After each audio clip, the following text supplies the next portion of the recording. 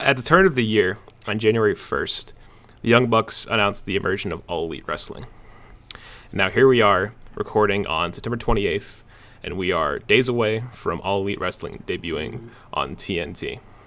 Meanwhile, in Folsom University, lines are being drawn. NXT has fired the first shots in the Wednesday Night Wars, and now we live in a time where there is wrestling every day of the week. And what a time it is to be a wrestling fan. Ladies and gentlemen, welcome to episode 3 of the Shoot Style Sauna Wrestling Podcast. I am the king of Shoot Style, Stelios Eleutheriou, known as Stel for short, and I am joined by two guests today. One sharpshooter Sam. Hello, Sam. And making my debut, my name's Eric Harmon. Hello, Eric. No. So we have a 3-man show for you today. Our agenda, it's usual run-of-the-mill. We have our usual opening segment, The One Count, which will talk about the recent headlines in wrestling throughout the past 2 weeks. Then we have some fantasy booking today to talk about how AEW should book their first episode on TNT. We have a discussion talking about Kenny Omega's recent comments about NXT. We'll give our opinions on that. And then we also have some bracketology for you today. We're going to be talking a lot about the AEW Tag Team Tournament starting in Boston. We're going to be talking a lot about that and our thoughts on what will happen, and also what we want to happen in our hearts. We have a Wrestler of the Week segment. We have a Changing Universe update, which will be very brief. We have a big question to close the episode. But all that aside, we'll go right into the segment called The One Count. And as I said in the intro, what a week in wrestling we have ahead. It's been pretty crazy. Mm-hmm. So let's just digest the schedule for what program is going to be like from now on. Yeah. So starting by the end of this month, we're gonna have Raw on Mondays, with Major League Wrestling happening on YouTube, I think, the same day. Oh, really? MLW goes on Mondays, I believe. Wow. On Tuesdays, we're going to have Impact Wrestling on Access TV.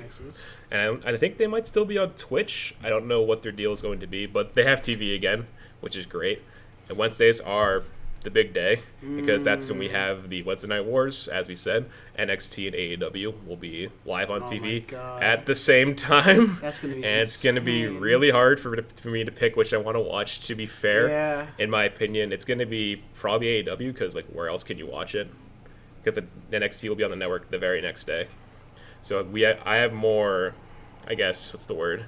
Stock or incentive to watch AEW over NXT live. Especially not even just the network, like WWE Network. You can even watch it on Hulu the next day. Exactly, because it's very accessible, and I think AEW, we don't know if they have a Hulu right now.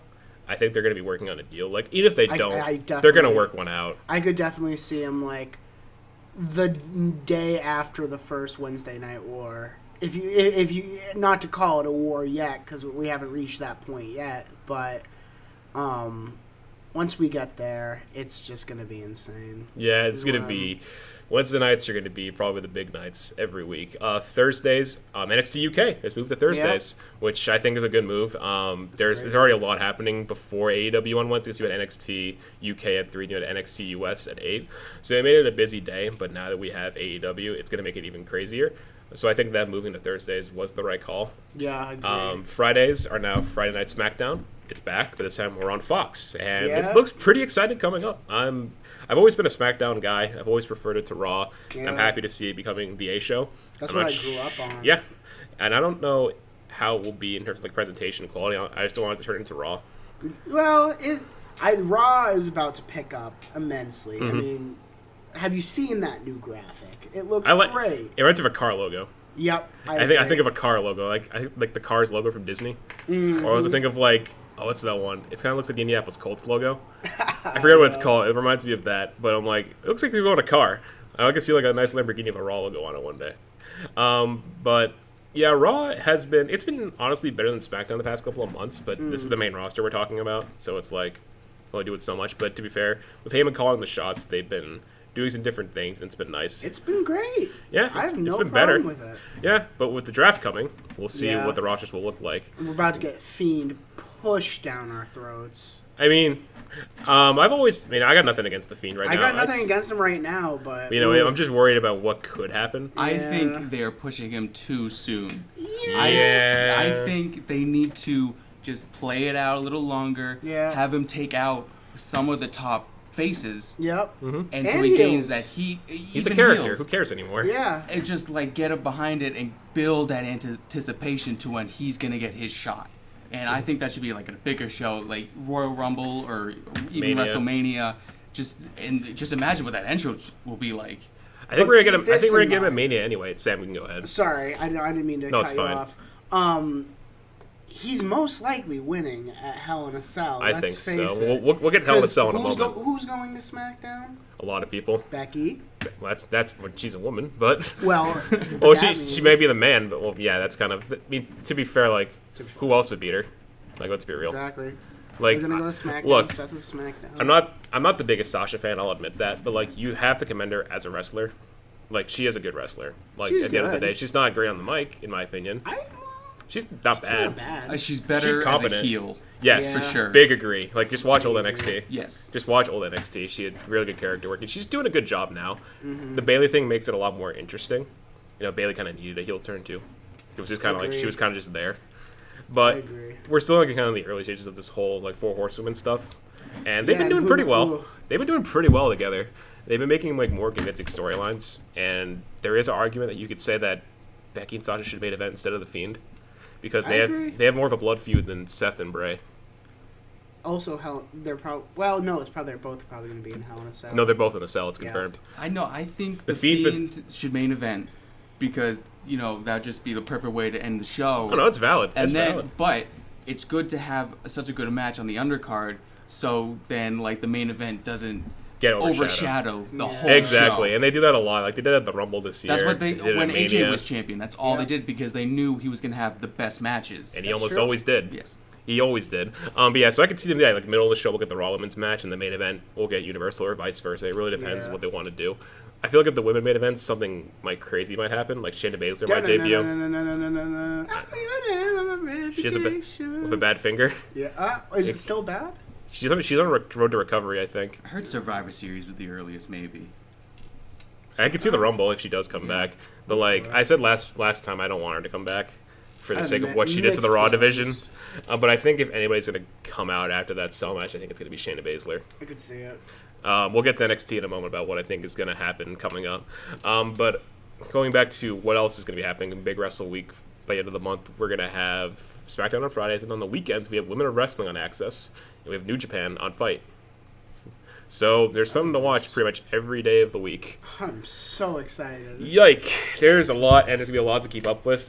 Personally, I know I'll be following pretty much all the WWE shows, and I'll be watching AEW, and then I'm going to try to get back into Impact. I want to watch it all. Oh, We'll try, but it is a lot to follow. But like I said in the start, what a time it is to be a wrestling fan. It's great. It's crazy. Even out of WWE. there's alternatives. And AEW. There is so many independent promotions that are able to broadcast their shows. Like Yep. even on Amazon Prime, there's a channel specifically for independent wrestling shows. They got MLW and like all these, and I think Pro Wrestling Guerrilla, some PWG, Ring of yeah. Honor, a lot of early Ring of Honor stuff, and it's just a huge library of independent wrestling that someone can check out. It's only like a $5 a month subscription. Yeah, It's really That's good. It amazing. makes it really accessible to get all this content. Now Impact is on both Twitch and it's going to be on Access. So Impact has really accessible ways to watch for free and on TV. I don't know what happened with Twitch when they go on Access, but hopefully they stick around. You know, I was watching a Twitch VOD last night of some of their matches, and I thought it was nice to see Impact doing well. Yeah. But sticking to WWE, Thursday, what a bombshell we got with John Morrison reportedly John re-signing Morrison, with Johnny WWE. Nitro, Johnny Mundo, Johnny 5 Stars, Adam Bashidi said on the Johnny- Cultaholic News. Johnny, any promotion he's in. Johnny, well, not Johnny Elite, because apparently this is true. That's not going to Johnny happen. everywhere. Johnny Full Sail, Johnny Fox if he goes to SmackDown, Johnny Monday Night, the Monday Night Delight as he used to be called, the Guru of Greatness, the Shaman of Sexy. He has reportedly, according to PW Insider, signed with WWE. We don't know where he's going to go. We don't know if he's trolling us either, because he made a tweet, I think it was last night, saying, "Hey, thanks for the heads up, PW Insider. Let me know when I'm signed with AEW. ROH or AEW." And he put a laughing face, and I'm like, he's totally trolling us, isn't he? He's gotta be. Yeah, because if you look at his Twitter, his name is John Morrison again. He's like, he just got out of like, what was it? It was like stem cell therapy. I don't or know what he was something doing, like because that. we last saw him in Impact like in the summer. That was his last match. They came to agreement he could work one more show, and that was it. So we haven't seen him since what was it? Was it Slammiversary? Probably. It was in June. Right. Yeah. When he lost to Cage, right? Yeah, that was his last match, I heard. Wasn't that the night Cage went to the hospital with a back injury? Yeah, that was the same night because there was like a lot of stuff that happened that night. That was a really crazy night for Impact, but we haven't seen him since. He was Johnny Impact then, but now there's this report coming out that he's signed. And what I want, if this is true, I made a post on Twitter saying he should go to NXT for these reasons because of the people he would work with, and I just think Triple H would make him a bigger deal than the main roster would. And given what he's done since he left in 2011, I think he deserves that treatment. Having a veteran on the roster for NXT would probably be very beneficial. And that's not supposed to be like a diss towards John Morrison, but he's definitely, I would say, like for how old he is. Yeah. Like not even just on NXT, but even just having that presence in the Performance Center would be great for all these upstarts coming up. That's kind of like what they're doing with like Cassius Ohno, like in UK, bouncing from NXT to NXT UK, probably doing a lot of lessons in like the Performance Center, and just helping these young guys. And like I don't think John Morrison should be enhancement talent. No, not at all. Not He should be a top guy. Yeah. Like I think maybe if they want to drop a bombshell, if they want to capitalize on this report, does he show up on this coming Wednesday's NXT? I have a theory that someone's showing up on Wednesday. It's going to be a big return. It's going to be one of two people. It could be John Morrison or it could be Tommaso Ciampa. I think it's going to be Ciampa. I think Ciampa might show up. If it's Ciampa, I will lose my mind. Yeah, because I think after the NXT title match, he's been cleared to do something. non-physical stuff. So he could show up. He can cut promos like he did. I would also rather him take the time to get better so he can come back. Which is valid. 100%. Yeah, and he looks really good. If you've seen his workout videos, he looks amazing. And Triple H has been saying he's pretty much almost cleared to return at this point. Like he's doing really well. And I remember I think it was NXT TakeOver 25. He was backstage. He just missed being away from it. It's like that guy wants to get back in the ring as soon as possible. That's his life. Yeah, and he's been saying he misses Goldie. He wants it back. And they've already hyped up Cole versus Ciampa. And Cole versus not Cole. I mean Ciampa versus Riddle too. Yeah, because it's like Riddle's like, oh, no one wants to give me a ride to work, and then Ciampa goes, go F yourself, and I'm like, okay. Nice. That came out of nowhere, but all right. But sticking to Morrison, well, if we could think about if he does go to NXT, what are like 3 to 5 different matches you would want to see him in? We'll go around the table. Who's starting? Here we go. John Morrison versus Eric. Isaiah Swerve. Yep. Ooh. That would be a great athletic match. That'd be fun. A flippy match. It's gonna be a flippy match. Who else we got? Name as many as you want, up to 5. Can I? If you have it, Jump in. Let's see. I would like to see one John Morrison versus one Velveteen Dream. Yeah, you remember like John? I could see it being like a Velveteen Dream versus EC3 thing where they have like these hilarious vignettes leading up to it. Like they're probably at like Velveteen Dream's house, like somewhere, or John Morrison's home, and they do like this funny like skit where like remember how Dream got thrown into the pool by EC3? Yeah. They do something like that again, where like they mess around, like Morrison does like some parkour to run away from Dream or something like that, and it's like this movie segment. Do Morrison versus Cole. That'd be good. That could be an NXT title match. Yeah. I wonder if he would win. Morrison Gargano. Yeah, that's the big one. That's That's the really big one because you can get Johnny Wrestling versus Johnny Morrison, Wrestling. Pete Dunne. Oh. My the one. So I have 2 big ones. My first one is John Morrison versus the Mod Father, Flash Morgan Webster. Yeah, that would be great. That'd be an amazing match, I think. And another one that I would love to see is John Morrison versus Volta. You're not telling me you would love to see that. That'd be pretty good. A big man versus a guy that is really fast. 2 completely different styles. You know, John Morrison, California guy, you got the long hair, and then Walter. From Austria. Ring General. Oh, I want to see that. I can imagine, like, what if they do, like, a segment where, like, Walter's, like, at the Performance Center in either in the UK or in the US. He's like, what are you doing all these flips? That's not how you do it. And he goes in the ring, scrapes his foot on the mat, and he starts just doing, this is how you wrestle like me. He starts doing, like, all the big man stuff instead. And it's like, don't do that. That is not the right way. And then he pretty much makes people do it his way. Amazing. And, like, Morrison is, like, a clash. That'd be a good way to do it. Because he's been doing that on NXT UK, where, like, who do that thing. Like, it's like, you people, you're not good. You can go play on the playground. Go somewhere else. I remember, like, the Tyler Bate thing, where he went to his own wrestling school. He's like, what's your name? Say your name is Tyler Bate to, like, his trainees. It was really intense. They don't play around with how they present Walter. I think it's amazing. They do a pretty bang-up job. We'll go back around. So those are 2 of mine. My third one, we said Dream. Another one, I think I'd really like to see John Morrison versus Tyler Bate. Yeah. Yep. The big strong boy versus the Shaman of Sexy. We can get... Who else is on NXT right now? Dijak. I was just going to say that. Or Keith Lee. Keith Lee. I was going to say ACA. Or, well, Jordan Miles. Jordan, Smiley Jordan Miles. Matt Riddle. Yeah. They give that. Okay, that'd be pretty entertaining too. I like Angel Garza. Right yeah, he's been getting kind of somewhat of a push. John Morrison Kushida. That's a big one. Ooh, that'd be dirty. We're already getting Walter versus Kushida on NXT, which that'd be good. I think we're getting that. We'll be getting that next week. It's a rumor, but we might be getting that really soon, which that'd be insane. Oh, John Morrison versus Ilya Dragunov. Ooh, yeah. Oh, Torpedo Moscow into an Enziguri, or like just him sung the Torpedo Moscow. That'd be incredible. I'll do one more. Let's see, who else do we have? Let's see, John Morrison. Roddy. Against Roderick Strong, if you can see in our thumbnail, which him taking the end of Heartache. Yeah. That'll look really nice. Or another guy in our thumbnail, Tommaso Ciampa. If they want to do that right away, or down the line, maybe like an NXT title defense, if whoever has the title by that point.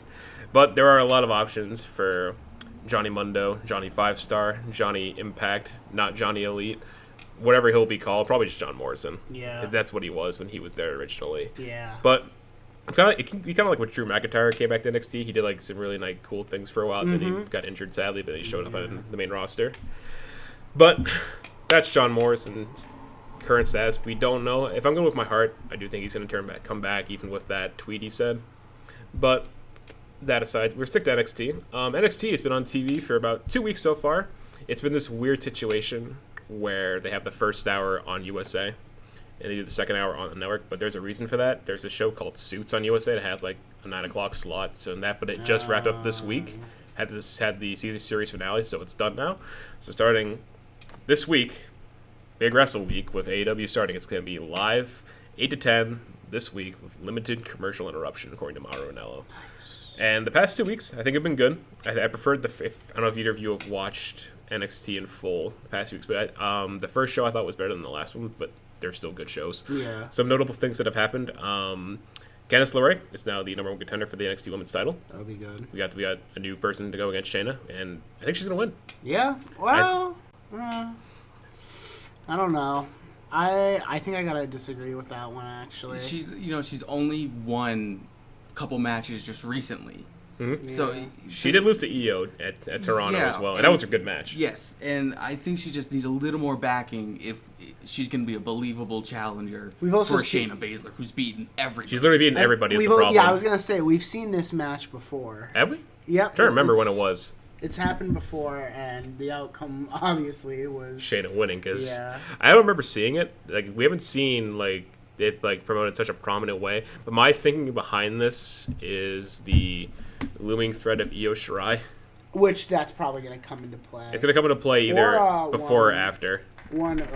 This is my brutality. I don't think that's going to be till after. As much as I think it should have been Ripley in this situation, there's got to be something more to this Candice situation.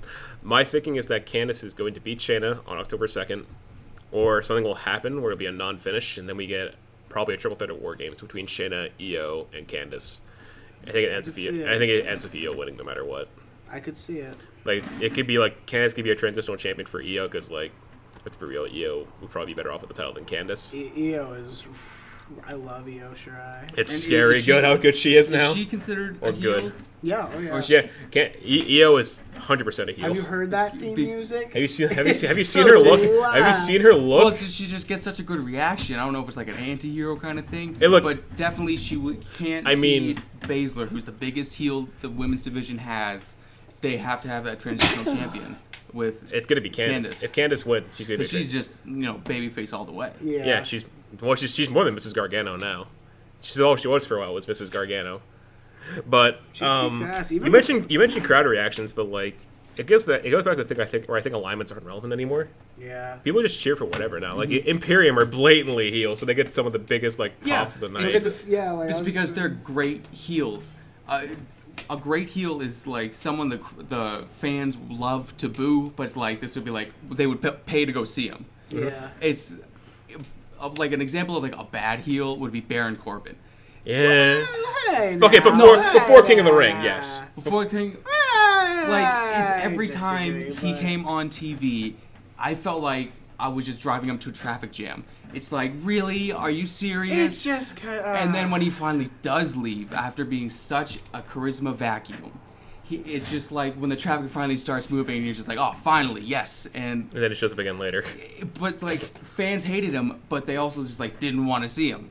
Yeah. That's the big thing. And then the Authority blamed him for bad ratings on Raw. Yeah. Which was weird. I mean, wasn't that kind of like WWE's own fault, though, for pushing him like that? Well, is there... Well, yeah, 100%. Mm-hmm. We can talk about another good heel, of course. This is AEW, but MJF. MJF is like the best. He's a classic heel. He gets heat for the right reasons. Yeah. Because he reads a room and bases his talk off of that. Ring psychology. Just look at Fyter Fest. Yeah. He adapted to that room so well because it was at a CEO esports event. He made fun of video games. He made fun of the crowd for being nerds. The whole thing. He didn't do it at all out, but. He didn't talk it. He didn't talk it all out at all. No, yeah, because he just showed up.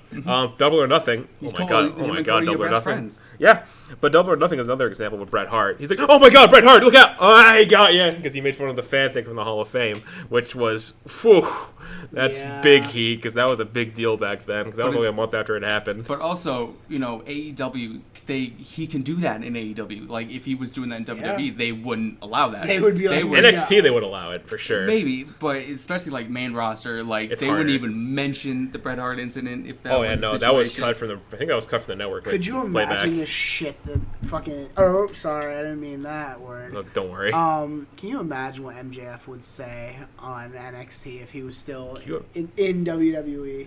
If he ever went, I don't think he's ever been signed. He thought about it. There was a picture I saw recently. I think it was in this morning. It was him being security for Samoa Joe. Oh yeah, that's right. That was Brooklyn. Was that Brooklyn, or was that was got to be a takeover where Joe was champion? I know I've seen that picture too, but he's denied that, but that was in character. But it's also they just pick up a lot of indie wrestlers to do that kind of stuff. So they definitely do. Like I'm sure there's gonna be like an AEW World Champion we haven't noticed that's been on NXT before. But yeah, so alignments have become this thing where people just cheer for what they cheer, and it's become less relevant in my opinion, which is why I think like Imperium versus Undisputed Era is gonna happen. I don't care if they're both heels; it's gonna happen. Like I think that's your takeover War Games match. Well, I was just about to say War Games. That's your War Games match. Like, but who's the face? They're both the heel factions. It doesn't matter. Like it's gonna be more. It's gonna be more about the story, in my opinion. Sam's taking a quick break. I'll be right back. But I just gotta blow my nose. Yeah. So, but when you think about who's the good team, who's the bad faction here, I think it's more about their motivations. Mm-hmm. They're more than just hey, we're the baddie. No, it's like you take the Undisputed Era, who are these 4 guys draped in gold who are trying to run NXT. You take Imperium. They're this invading force from NXT UK who say the mat is sacred to them, and they may not like what the Era is doing. There's a few. They don't like what they're doing. They want to take them down for it. They want to do it in their image instead. They want to do things their way. This is how they wrestle. They want that to be the norm and not what the Undisputed Era does. So I can definitely see Undisputed Era being the faces, being like, this is our NXT. You can't come in here and take it from us, and that would get the fans behind them. Mm-hmm. You can do that. I mean, it's really whatever. I feel like it's really whoever the crowd would cheer for. I pick Imperium because whatever the story will be, it will be a good match. Look, in the end, it's going to be good. Like who cares? Like I said, who cares about alignment? But because there would also be, it's good because there'd be also a lot of experience in the War Games match because it was the 3rd time Undisputed would be in it. They've been in it every year. And then they also have Alexander Wolf, who was in the first one. Yeah, Sanity, because Sanity was a thing back then. And I think Roderick strung with AOP in the first one. Jesus Christ, remember that? He dressed up like them too. Mm-hmm. That's a throwback. Which was kind of funny. That was pretty funny. That was when he was a good guy too. Man, it's been a while since we've seen like a face Roderick Strong. Yeah, that's true. It's been a long time. Other stuff that happened on NXT so far, we had the return of Dakota Kai this week. Nice. She nearly broke down in tears during her entrance. It's kind of like what Kylie rated at Double or Nothing, so it meant a lot to her to be back. It was great to see her. Definitely going to be a contender in the women's division from here on, because I think she was going against Shayna before she got injured. Mm-hmm. So if they want to have her go for the title again, go ahead and do it. Other stuff that's happened, we've had Street Profits are challenging the Era on the October 2nd show this week. Nice. We've had Breezango and Kushida team up to take on Imperium, which... Time Cops. Yeah, I call them the Time Police, which is a Super Jail reference, if anybody's seen that show. Yeah. But when I was watching NXT on Wednesday, I really, really wanted to be Flash Morgan Webster and Mark Andrews, because I think like that would have made more sense. Yeah. Because if you think about it, they're the UK Tag Champs. Imperium are NXT UK. I think no matter what, Imperium are going to be the next UK tag champs. Like, as amazing as the moment as Morgan and, Andrews and Webster winning the tag belts was at Cardiff, they're transitional champions. Yeah. I hate to say it because I love that tag team. They won it because they were the hometown boys, and they got that huge pop. It was amazing. The crowd was amazing then. That whole crowd that night was amazing. But yeah, I think that they would have made more sense for Kushida to recruit because the storytelling, the long-term storytelling. But to be fair, Breezango were NXT, their hometown, they're right there. So and they had really good chemistry together. Like Kushida doing the dance with them was pretty funny. Not gonna lie. And once we get this, hopefully we get this mid-card. NXT UK title. Yeah, Triple H has reportedly shot that down. So I we feel don't like that'd know. be too many titles because also the NXT UK roster, it isn't that big. It isn't as big as US. Plus, Triple H is implementing UK guys to NXT on TV. Is Wolf a cruiserweight? Alexander Wolf? Yeah. I don't think he is. I'm pretty sure he's a heavyweight. He's gotta be like probably like 220 or something like that. He's a big guy. But I don't know. If there was an NXT UK mid card title, I think your first champions are either Jordan Devlin or Ilya Dragunov. Really? That's who I would put it on right away. Dragunov or Devlin. Unless you're gearing up for War Games and just stick it on Wolf like immediately. You want to do the Imperium draped in gold at the same time. Yeah. I don't know when they probably want to implement it like next year.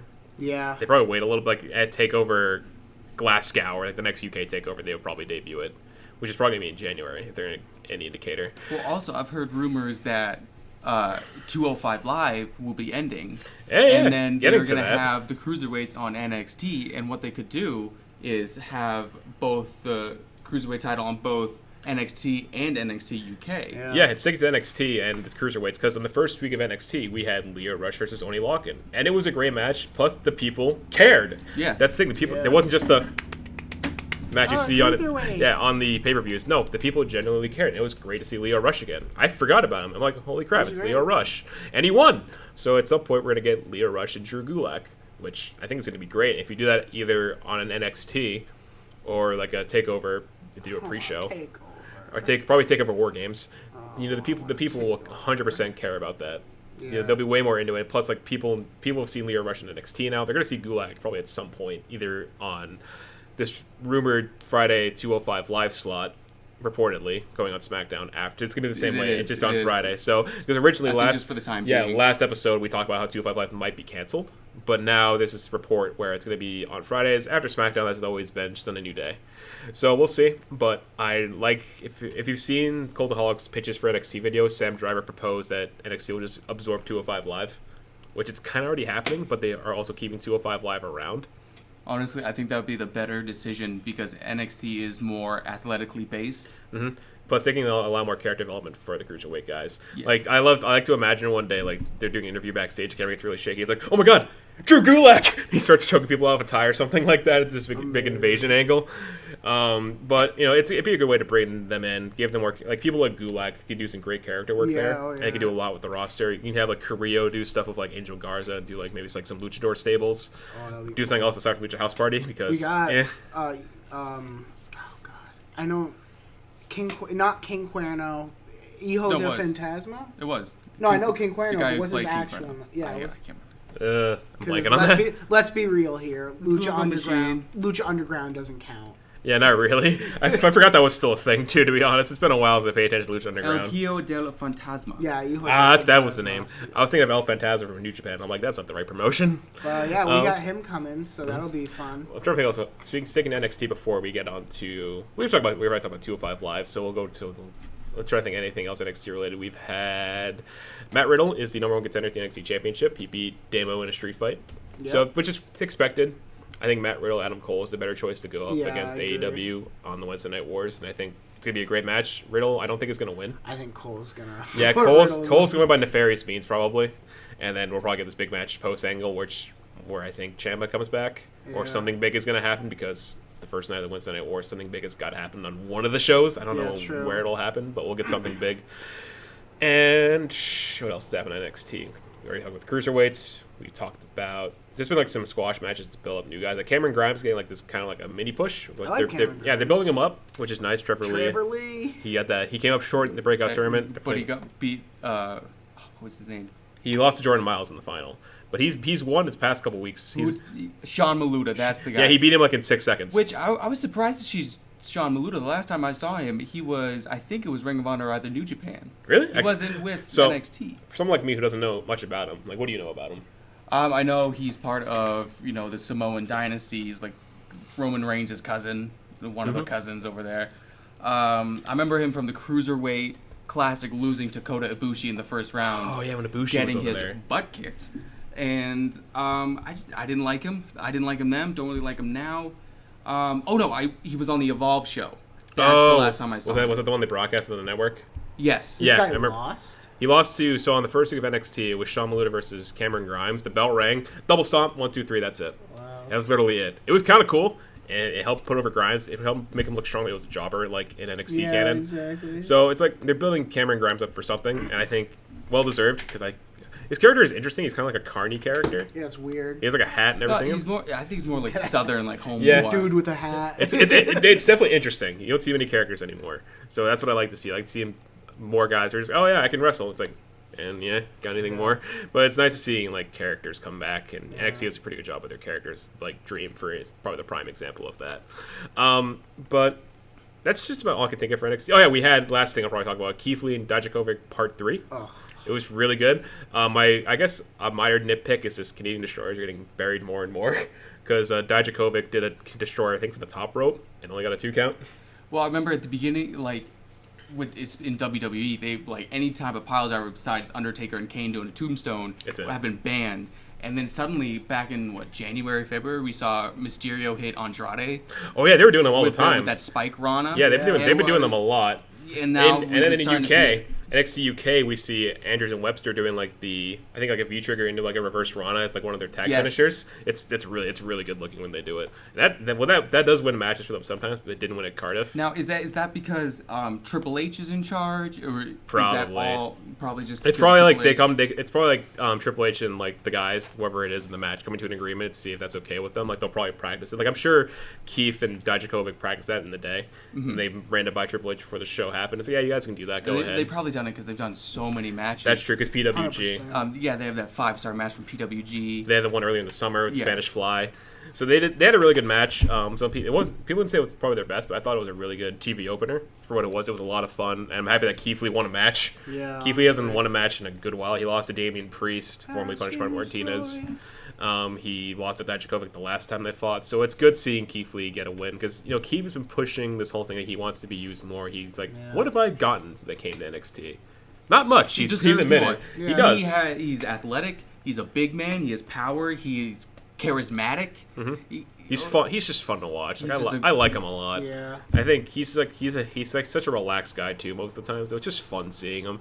But we'll move on to NXT. Next Sunday. Guys, we have a pay-per-view called Hell in a Cell because there are 3 matches right now, and it's a week from tomorrow. We'll probably get more announced. We're definitely going to get more announced, but like this might be like a Stomping Grounds 2.0 where it's like... And I heard ticket sales are not doing that well. Yeah, I've heard like mixed reports where it's like, it's like not too bad. And even like from the past, like I think was it last year was the KO... Oh no, KO, 2 years ago. That was 2 years ago, but even then, like you could see there was not... It definitely wasn't sold out. You can see so many open seats. Well, that was still when it was like independent. Like SmackDown had one show, Raw had another show, right? But even last year they were having trouble with ticket sales. And like the thing that kind of irked me about last year's Hell in a Cell was the match between the Hell in the Cell match between Braun Strowman and Roman Reigns ended in a no contest. I hated that. Mick Foley was thrown off the top of the cell twice and finished the match. These guys hit each other with some stairs and then put through a table. Put through a table, and so help me God. Another thing, Foley was special guest ref. Remember that? Yep. Yeah, he was the special guest ref in that match too. And it just had to end with Brock. Brock beating people up. That could be a good story because Mick Foley didn't want what happened to him to happen to other people, so maybe that's why. I mean, it's been a year. Who cares at this point? I know, but it's not going to happen in either match. The two cell matches we have right now, which are the Universal title match between The Fiend and Seth Rollins, and we have the Raw Women's title match, Becky Lynch and Sasha Banks. I don't think either of those will get that treatment. Like, I don't know it's hard to say what will happen. Like as the finish in the, I think Bray and Seth could very much be a Fiend squash. You want Fiend Rollins to be a squash? What if it? No. What if it is? You imagine they put him over that strong. Set up the cell, ring the bell. Fiend just mandible claws Rollins. He taps out. Can you imagine if they did that? Wow, that would be the biggest fuck. The biggest fu. But I don't know. It's like a Brock Cena thing from. But it's also like the shock value of it would be exactly. It's like Goldberg, Brock Lesnar at Survivor Exactly. Series. That was cool as hell when that happened. But can you imagine? That'd be a good shock. I mean, he puts over the Fiend super strong because he just beat the guy that beat Brock Lesnar. Yeah. He beat the guy that slayed the Beast. He beat the guy by the transitive property. The Fiend. The Fiend can beat Brock Lesnar and Braun Strowman. Yeah. He took him. He put him in a mandible claw twice this week on Raw. Yeah. So, they're putting him over strong, and I think if they did that... Which they need to. Imagine at the end of the show like that, too. It's just Fiend wins, he poses with the title, lights go out. Stable. Gone. New stable. He poses with the title, the stable appears next to him, and they all vanish, and Seth's just like, what just happened? Seth's just like, I lost my belt. He walks to the back. Are we all in agreement that there's eventually going to be a Fiend stable? Because they've already kind of hyped it. It's been teased. I saw someone tweet this week that Liv Morgan's probably involved in it. I'm going to say Liv Morgan, B-Team, and someone else. I don't know about B-Team. Don't want that. I kind of want the Fiend to stay by himself. For now. I do too. But if they do put like a tag team with the Fiend, I think it should be the Ascension. I think he will look something to do. He will look stronger by himself, and why does Bray Wyatt have to have a stable with him? Yeah. Yeah, you can make the argument for Imperium the same way, but Imperium are awesome. But true. Yes, but that makes sense. Because ring comp. Ring comp. To shoot down the Liv Morgan thing, though, I saw a post from one Liv Morgan today, a picture of the Performance Center. Yeah, it was yesterday. Past day she tweeted that. So she's up to something. She's being very cryptic. Yeah. And they're hiding her away apparently. Like they're not letting her do dark matches at all. So they're hiding something about her. They're probably going to be pushing her fairly well. If Bayley is still SmackDown Women's Champion, that might be her next challenger. Yeah, I could see it. Will Liv win? Probably not. Are they going to do the 2-woman power trip? I think so. If they don't, then what the hell are they gonna do with Sasha? Yeah. I don't know. Sasha came back only to lose in good matches to Lynch. I don't know about that because I think Lynch is going to SmackDown. It just makes too much sense. Because are we talking about our draft picks? No, we did it last time. Oh, did we? Yeah. We can review them if we want. Probably. But we'll finish up at Hell in a Cell. So Hell in a Cell, we had the Raw Women's title match, which I think should main event, but you can make a case for both matches because it's more of a blood feud. The two have a lot of personal beef. Plus, they've been playing up the Cell stipulation. If you watch SmackDown, when Sasha attacked her and she put her against the Cell wall, basically. Mm-hmm. Okay, they're using it. They're building it up somehow. But there's an argument to both sides here. Yeah, honestly. You can do Eric pointed out, you can do one in the middle of the show, pop the crowd, crowd cools down for a bit, gets hot for the main event. Yeah. Whatever it is, there you go. Crowd goes home happy either way. Both matches I think will be great in their own regards. Fiend will probably be more storytelling focused, whereas the Raw Women's title match will be more ring mat focused. Both of them are really good technical wrestlers, and they'll tell a great story at the same time and get weapons involved and everything. Yeah, it'll be fun. But we'll see what happens. And our third match is Harper and Rowan. Luke Harper, who has come back, happy about that, and it's Saturday. You know what that means. Taking on the team of Daniel Bryan and Roman Reigns. It's gonna be good. It'll be fun. I think Bryan might be a heel in the end. Yep. And align himself. I hope he turns and be like a double. It was me, Roman. It was me all along. It's a higher power situation. That's what I thought was gonna happen at Clash, but we got Luke Harper back, which was probably one of the best ones of the night. It's either gonna end like that, or it's gonna end in Bryan and Rowan just having a fallout. And then that's gonna hype up for your WrestleMania match. Wow, that's long-term booking. Yeah, I think they're gonna milk it as long as they can. On Fox? Yeah. Wow, that's pretty bold, considering it's Eric Rowan. And that's a big match. That's a big deal for Rowan too. Yeah. This guy has gone from losing to The Rock in 6 seconds at Mania to the end of this mainstay program on SmackDown, and people are people like his push so far. When I read, really, they're digging it. I'm digging it. I'm digging him coming out in all these in metal band. Yeah, I like that's awesome. He came with a Kill Switch shirt, which I was a big fan of. I would love that. Harper's been wearing a Modern Marv t-shirts too. Harper's into it as well. It's not that I hate him. I think he's a good enforcer, and he's definitely improved being under Daniel Bryan. That learning tree. Yes, that is true. I feel I'm happy for the guy, but he has Luke Harper at the same time. I love Luke Harper. If you put all three of them together, that stable would be awesome. God. Free eco-terrorists. Yeah. Can you not tell me that'd be great on SmackDown on Fox? That'd be pretty funny. We get Daniel Bryan to wear metal shirts. He probably wears like Nirvana shirts like off. He wore like a cardigan last year. I'm like, this guy definitely listens to Nirvana. He's from Washington as well. I was gonna say he's from Washington. He definitely like listens to Nirvana, like indie music. He comes down one day with Alice in Chains shirts, and then like Rowan and Harper are wearing like Candlebox shirts, and the one's wearing like Soundgarden. They're just a grunge stable. They have to look for it. They definitely have to look for it. But yeah, Hell in a Cell, it's pay-per-view. It's gonna be good. It'll be I think it'll be. I think they need to get rid of the Hell in the Cell pay-per-view. I agree. I think we need to go back to 6 pay-per-views a year. Yeah, because like if you look at AEW, they only have like 4 pay-per-views a year. That's what they're gonna do, and they're all gonna be like these when they happen. They're a big deal. Yeah. WWE does them, and they're like, they're a show. Yeah, like with Hell in the Cell, before it was just the pay-per-view, it was a match that was, people really got excited about. Yeah. It was with feuds that needed to end. There's no way. There's only one thing they can do to end this feud, and is have a Hell in the Cell match. And be as brutal as possible. But now it's just, one day, oh yeah, we're gonna have a Hell in the Cell here. Now they have to make up these feuds. Like, it's kind of the thing with like Randy Orton and Jeff Hardy, which the match paid out in the end. Oh, that was awesome. But still, it was kind of just like off the cuff kind of feud. Mm-hmm. You can make that argument. You can make that argument for the Fiend because like he doesn't need a Hell in a Cell stipulation for this match because when he said "See you in hell," it's like see you in hell. I mean, it worked because he was building to it, but it's like, does he really? Does it make sense for the Seth situation? You could just do that in a normal match. It'd sure be just as effective. But I think when it really works is the Becky and Sasha match because it's more of a blood feud and it's like, oh, hey, you got to give him a stipulation in some way after what happened at Clash. Yeah, that's just my thinking behind that, and it just happened to be Hell in a Cell. I mean, it works. Yeah, it'll be effective, but we'll see what happens. We have another week. Well, who knows what they'll add to the show also, because we have a week and there's only 3 matches. But that's Hell in a Cell right now.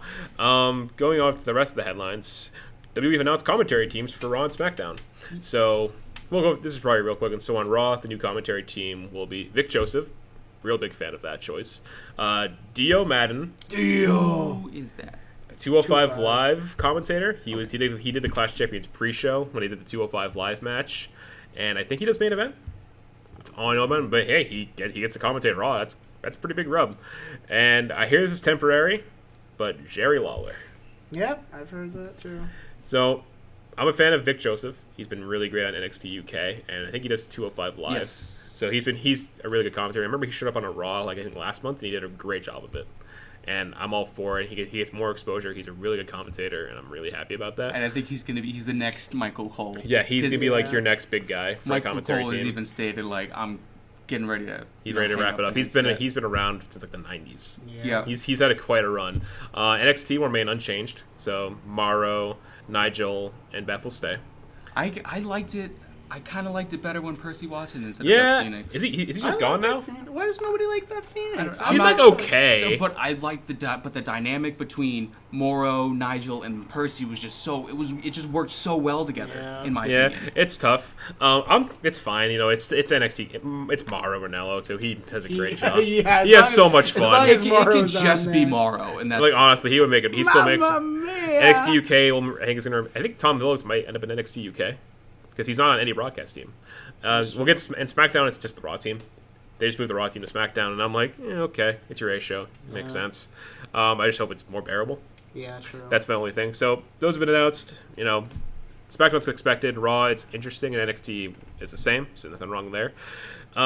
Switching over to another promotion, we'll talk New Japan. So New Japan's always been like kind of like a third show we talk about on this show, but the big thing that happened in New Japan, we just had, I think it was, what was the show? Was it Destruction in, I'm trying to remember what the name of the city was. It was a Sunday pay-per-view where we had the appearance of Keisha Liger. Yeah. And this was huge because this isn't the thing that happens a lot. So I think it was him and Minoru Suzuki in the ring, and like towards like the end of the segment, Liger starts pulling off his gear and it feels this like creepy looking face paint. It's Keisha Liger basically, and he has like the spike to a turnbuckle. Yeah. And if there's a table in the corner and Suzuki's against it, he runs at him like screaming. He tries to stab him, but Suzuki gets out of the way. He stabs through the table. It was scary looking, and that was the provincial lot. So Keisha Liger versus Suzuki seems to be your big program leading up to Wrestle Kingdom. And I haven't heard of Keishan Liger until this happened, and then I started doing my reresearch, and this is only like the third or maybe fourth time it's really rare. He's appeared. It's very so rare. this is a big deal. It's huge. And Juice and Thunder is like, what is he on his like retirement tour? This is it. Wrestle Kingdom is Wrestle Kingdom is his retirement match. It looks like it's going to be against Suzuki. Suzuki. Event of night 2. That's going to be it. So, this is like a really Jushin retiring is a huge deal. It's massive. Like, there's no other way to phrase it. Like, there really isn't. I think this is the perfect way they could bring out Keishan Liger. But when they did, it was creepy. Yeah, like, no. Fiend level. It's like scary. Fiend level. I was it's like, whoa. Whoa. Yeah. Just about the lighting, basically. Yeah, just like with the ripped mask kind of still on, and then just the face paint. It's just like whoa. It freaked me out. Mm-hmm. Yeah, I'm like whoa. This is like some of the most captivating New Japan stuff I've seen in quite a while, and like stuff. And we've seen like Shingo vs Ospreay. We've seen like a bunch of really good G1 matches lately. But seeing like this like contrast, like the very oriented ring work we see, it's like whew. It's more character focused. Yeah. Which is like New Japan kind of gets flack for, but you know, they've been working more on it. But it's really nice to see.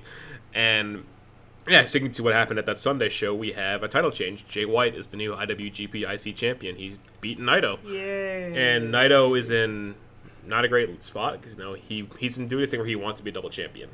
He couldn't win the G1, so he doesn't get a title shot. Now he's lost the belt. So it's like, what's gonna happen to Naito from here? I don't know what Jado hasn't planned for him. Like, I don't know what's going on with LIJ for him, but if they can really want to push Naito and have him get a situation where he competes for, or like the IC title again, maybe wins it back before Wrestle Kingdom, and maybe they do a champion versus champion night 2 at Wrestle Kingdom where it's probably Ibushi, who's just won the title, against Naito for both belts. I can see it. Or it's Okada if he beats Ibushi, and Naito beats Okada. So if they do that, that could be a way for Naito to fulfill that. Or it's just going to be screw Naito. He's just stuck where he is. Yeah, honestly. So I'm kind of worried about him. I remember I posted on Twitter like who thinks Naito should go to WWE. Which, I don't know what you guys think of that. I don't think his English is good enough. Yeah, which is fair. Like well, I mean, that's not. If he goes to NXT, he'll be fine. NXT will be fine, but it's like when you get to the main roster, it's going to be that's tough. what happened to Shinsuke. He would probably go to SmackDown, and I guarantee SmackDown would pair him with somebody. Yeah, but still, does he need it though? Like Andrade has been Spanish. Speaking of LIJ people, Andrade is Spanish. He's working on his English more. He's getting more of a push, which is nice. That's true. So we would see. Of course, this is all in theory. This probably would not happen for a long time. Yeah. Other people, I pitched imagining in WWE. Like, can you imagine like Jay White doing character work in WWE? Oh my god. Like he'd be a really good heel. Yeah. But him as the leader of Bullet Club he's been coming along. I remember when he first got the title, I wasn't really a big fan of Jay White. But he's making more strides. Him in the G1 final, he did a really good job with Ibushi, telling a good story, like a classic heel versus babyface. Ignore the outdoor sound. Yeah, sorry, we live near train tracks. Yeah, train tracks, train station noise. But this whole situation leading to Wrestle Kingdom will probably work itself out. But that's all we have to talk about once we figure out this window situation. All set? For the most part. Good. So, just last night, from where we live, there was a New Japan show, and our guest Eric attended that show. I did. And if you want to talk a little bit about that before we go into our next segment, feel free. All right. So, the show, it was the Fighting Spirit Unleashed. Is the Thanks, train. How often does this train come by? Never. It never ran. Yeah, no. Until, in our first 2 episodes, semester. the first 2 episodes, we had no interruption like that. I bet you the train people were like, you know what? Screw those college kids in their podcast. They need a train. Yeah, they need train hours. But right. New Japan show. New Japan. It was Fighting Spirit Unleashed. It happened. It was night 1 in Lowell, Massachusetts. It's a 3-night tour. They're doing tomorrow night in New York and then the 3rd night in Philly. Last night had 8 matches. Some notable names are on it. Was Juice Robinson, TJP. Oddly enough, the Rock and Roll Express, Ricky Morton and Robert Gibson were on the show. They're still around, which is crazy. I thought they were all retired at this point. I first heard this. I'm like, really? Honestly, I was shocked. They looked great for their ages. For what they did, it was amazing. I mean, Ricky Morton, he did a tope suicida through onto the floor. That was, and he just popped right back up like he was 30. That's crazy. It was insane. We also saw Tomohiro Ishii and Amazing Red take on Bushi and Shingo. Must have been really fun. Shingo's been making some really good performances as of late, ever since the Best of the Super Juniors. So it's nice seeing Shingo get more of a push. And we didn't have the best luck in the G1, but he's been having good matches after good matches. I think he just faced Goto at the Sunday show. Mm-hmm. Him and Goto had a really good match. I think Goto's going for the IC title now too. Yeah, and Bushi is always fun to see. I saw him last year at a Ring of Honor Global Wars. That was always fun. And then there was also the first 6-man. There was 2 6-man tag matches. The first one, it was Rocky Romero, Yoshihashi, and Haruki Goto taking on Gedo, Kenta, and Jay White. So Bullet Club. Yeah, that was pretty good. Gedo tapped out, and Bullet Club lost. That wasn't much. But in my opinion, the match of the night was the IWGP Tag Team Championship match featuring G.O.D., Tongaloa, Tamatonga taking on Sho and Yo. This match went about 25 minutes. It was fast-paced. There was a lot of close 2 counts that just popped the crowd and even got me a lot of the times. And they never get Eric. Yeah, they never. Sometimes I get tricked. And then the main event was a special 6-man tag match featuring Tetsuya Naito, Evil, and Sanada taking on Tanahashi, Ibushi, and Okada. That's quite the lineup. In my opinion, the match kind of fell short. There wasn't a lot of action. They were more just kind of playing with the crowd. They're kind of hey, we're here. You're seeing us. We're not really going to fight that much. And I don't think anyone hit their finishers. And it was just it ended with Naito being rolled up by Tanahashi. And it was, even the crowd was kind of oh, yeah, okay, yeah. Golf clap. And it was only 20 minutes. And I thought it was going to go longer because it was only 9:30, and I thought the show was going to go at least till 10 o'clock. But no, it just ended. It was kind of oh. You have a sudden finish then, especially for a big main event. You have a lot of the biggest names in New Japan in that match. Sonata's getting more of a push now. I know that. Naito is Naito. Okada's your world champion. Ibushi won the G1, and Tanahashi's one of the most iconic figures in New Japan the past decade. I figured that match would at least get 30 to 45 minutes. That's what I was thinking. I was thinking we're gonna get a long match. We're gonna get a lot of close 2 counts. There was only one close 2 count in that match, it was just kind of a flat meh. Yeah, it's kind of weird considering who's in that match, but I mean, it's you still got at least the experience of going to a live show. Yeah, but it makes sense. It was just a regular house show. Yeah, it's not going to matter probably. On TV. It was just they don't come to America that much. It's hey, we're here. You can see us. It was cool to see. It was great. They when they made their entrances, they got a huge pop. All of them. Nice. It was amazing. It was. I think that was one of the best crowds I've ever been in. Yeah, it was so loud and just everyone was enthusiastic and was just participating, and it was great. Mm-hmm. Yeah, I hear a lot about the more indie New Japan / elite crowds are some of the best crowds around, and obviously I see why, especially in the States, because they're all about this all the alternative products of what we usually see on TV. Yeah. All the different products we have, but I hear nothing but good things about their crowds. And of course, myself and Sam, we were originally going to go, but we have other engagements here. I'm stuck in a D&D game on Friday nights. Sam has rehearsal for a theater show, so it was nice. I got 3 seats to myself. That's true. Spread out. But on the merch on 1 seat. On the bright side for me, All Elite Wrestling in Boston looks to be a possibility for me.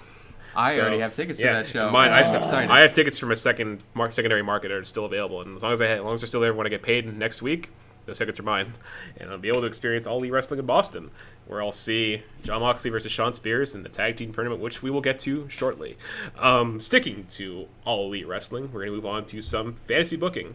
So as alluded to in the intro, this Wednesday night is AEW's first show from the Capital One Arena in Washington, D.C. So this is pretty much how we think AEW should book their first episode. I guess we'll go match by match and go through our bookings of it, basically. So I think it's a 5-match card. So we have 5 matches, and we have I also wrote at the end other things we want to happen on the show, or what we think they should put on the show. We'll do that at the end. So we know, starting with the first match, we know this is the opener, based off Road to TNT and how they've been booking the show. The opening match of AEW on TNT is going to be the American Nightmare, Cody Rhodes, against what they've been saying, young Sammy Guevara, also the best ever. So this, They've been building towards it on Road to TNT, where Cody's like not trying to overlook Sammy, but Sammy is out there to prove a point. Yeah. He's out there to prove that he's more than just a young face, that he has a lot of promise. He wants to show the world that he is the best ever. He wants to prove a point. So how I think AEW should go about this, it's a competitive match. I think it's gonna be a very back and forth match where Cody can't just put Sammy Guevara away pretty easily. Yeah. It could be kind of like the Darby Allin match where it's like a really difficult time for Cody to overcome this guy. But Sammy will. Do you think another time limit draw? Yeah, I don't think that they shouldn't do too many of those. I don't want to see them especially with Cody. He's already done one time limit draw. I don't think they should do another one for him, especially since he has a world title match at Full Gear. Yeah, I think they Cody's definitely. going to be winning this. Cody has to win this. He has to win. They got to keep it competitive. Yeah, it has to be you had to put Sammy Guevara over. But Cody is still going to come away with the win because he's still going to look strong for the title match against Jericho. Jericho. Plus, he said if he loses, he won't go on to face Jericho. He has said that. So it could be interesting because there is supposed to be an AEW world title defense. I think in Philadelphia. That's like the third week of TV. There's going to be a title defense. We don't know who. If Sammy does win, it could be him. But I think what they should do is that towards the end of the match, Sammy has Cody right where he wants him. He gets too much in his head, and it costs him. Yeah. And it probably ends up Cody doing a crossroads, and that's your 1, 2, 3. But after the match, what I think will happen is that Jericho will probably appear from the crowd, Judas Effect, stand over Cody with the title, and that's the end of the first segment. Yeah. And that just builds towards that match some more. Gives more heat to it because they've done a couple of promos for it on just social media, and they've been pretty good. Yeah. But I just think make Sammy Guevara look good, put him over strong, even in defeat, make him look good because I think that's something AEW does very well is put people over in defeat, make them look good even if they lose. I think indicators of that are Jungle Boy and Luchasaurus. They've been put over pretty well even in defeat. They have great showings, but they still don't win. Yeah, exactly. So they're a good example of that. Dustin looked good in defeat at Double or Nothing. Darby Allin looked good even though he didn't win his match against Cody. So, yeah, even when someone loses, they don't get buried. Exactly. Like the trope is online. AEW do a very good job of making their losers look good. Yeah. So, my booking is that Cody wins, but it's very competitive, basically. Yeah. You both agree? Yeah. Yes. 100%. All right, so we're on the same boat. We don't know if this is second, but I think this is probably going to be the second match. MJF versus Brandon Cutler. MJF all the way. Yeah, I think MJF will win. If they're going for the storytelling that I think they're going here, I think Brandon Cutler's going to win. Just get MJF gets to come up on episode 1. Yeah. Because, I could see that, but, it's hard to say because, MJF has gotten a lot of attention, if you think about it from this, which is kind of funny because he just, posts that picture of him in the gym just saying, I don't play D&D. And that got so much attention, Matthew Mercer of Critical Role, all these other celebrities that play D&D, Vin Diesel. Joe Manganiello tweeted, but I do. I do. He's, jacked, cover Muscle and Fitness. It's pretty funny. And MJF's I wasn't talking to you, Muscle and Fitness, in all caps. So he's been having a go, and he's also making fun of him being a nerd. There was a funny segment on it being the Elite where they're ridiculing Brandon Cutler playing D&D, it's a two hands, yeah, you still play D&D. And it's oh, now Brandon, we understand it's a childish activity, so we think you should do something else. He's all right, okay, and then he leaves, and then MJF walks in, and he's oh, hey, you two, I like you two. You guys want to go to Applebee's make fun of poor people? I'm yeah, we will. And that's how they write it off, which is pretty funny. I did see that. That was a pretty funny segment. But I think the way it'll go, the MJF will come out first. He does his typical I feel like he's gonna make a political joke or something related to DC because America's capital. He'll make a DC joke probably. Maybe try to get heat. He's probably be I support Trump. I'm voting for Trump. Yeah, he gets the biggest heat. Yeah, because if he comes out in a MAGA hat. Oh my god! I don't think that much, but yeah, because if he said something against the president, he would get cheered for that. Oh yeah. So he doesn't want that obviously because he can read a room as we talked about earlier. And that would really also play with his character because he's rich and he's better than you. He's better than you, and you know it. Mm-hmm. Salt of the earth stuff. And he also probably just make another rag about D&D and Brandon Cutler, his opponent, run him down. And then Brandon Cutler comes out. I think it's going to be a very... MJF will be very, cocky. He'll be arrogant, but he doesn't, want to get, too... nah, I don't want to do this, basically. He'll do that not all the time, but he will, back off sometimes. And just, do typical heel stuff. He'll, go run, stop, just punch him in the face at one point, in the corner. I could see him doing that. But Cutler can probably dominate early. It gets more even towards the end, but it looks like Cutler's going to win. He messes up. MJF probably just rolls him up or something like that, because I don't know what's his finisher. Oof, I don't know. MJF's? Yeah. Oh god, I know this. Yeah, I could see him I don't think he does. Is a frog splash? No. I don't know what his finisher is, but I could see him having a dirty victory. Like, he maybe cheats to win. Yeah. And he gets out of the ring, just like poses like he usually does. He walks to the ramp, just laughs at Brandon Cutler, and just leaves the ring. Cutler's just really sad. And he just walks to the back. Finish? Yeah, because we just see him as a promo guy a lot. Even when he wrestles, he's like not involved with the finish in his matches. Like the 4-way at Fyter Fest, he wasn't involved in the finish. Yeah. So we don't know. We didn't see it. That's like the thing we've seen him wrestle in AEW. And I take Fight for the Fallen, but he didn't really do a lot in that match, from what I remember. Yeah. But I think he's winning here. We're gonna see some classic heel heat. Probably something we didn't think of for what he says. We're probably forgetting something he's gonna say. But MJF will win. What do you got? He has 3 finishers and signature moves. It's a Feinstein armbar special, or the Friedman armbar special, which is just a Fujiwara armbar. Yeah. A Swanton bomb, and the Southampton plunge, which is just a hammerlock DDT. Nice. I could probably see the DDT if it's just gonna be like a standard thing.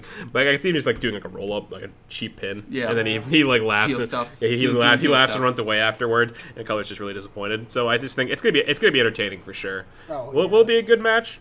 It'll probably be more character work than a match. I've never really seen Brandon Cutler do a whole lot. Yeah, to be fair, the Bucks have documented that he came back to wrestling like just last year. Yeah, I definitely think it's gonna be MJF just like talking trash the whole match and just getting him over as like, this is the biggest douche in the company. This guy, biggest douche in the universe. Salt of the earth for a reason, and just trying to get heat on him. Yeah, it's gonna be like this. It's how you introduce him to TV, introduce him to the TV market. Because like Jericho has said, like, you know, people like the hardcore fans like us know who they are. The TV people don't know who. Casual. Yeah, the casuals have no idea. So they introduce people like MJF to them. So that's the way to do it. Just this is MJF. This is what he's about, and yeah, this is him. Deal with it. He's a dick. Yep, deal with it. So that's pretty standard. We're all clear. We all have similar thinking. I think this will top the first hour. The AEW Women's World Championship match. We have Riho, Japanese sensation, against the Native Beast and the hometown girl, Nyla Rose. I don't know, because Riho is just so much smaller than her. Like, I don't believably see her beating her. This is hard. But I think Kenny likes Riho. Kenny likes Riho a lot. But if Nyla does win, it would have to be a hometown pop. But it also have to be like a dominant championship run. Yeah. But is this what they want to do with their first women's champion? I think they're kind of back into a corner here. So I get Riho has been really fun to watch. She's really good. I like her offense, and Joshi wrestling is something I've been introduced more from AEW, so it's cool to see.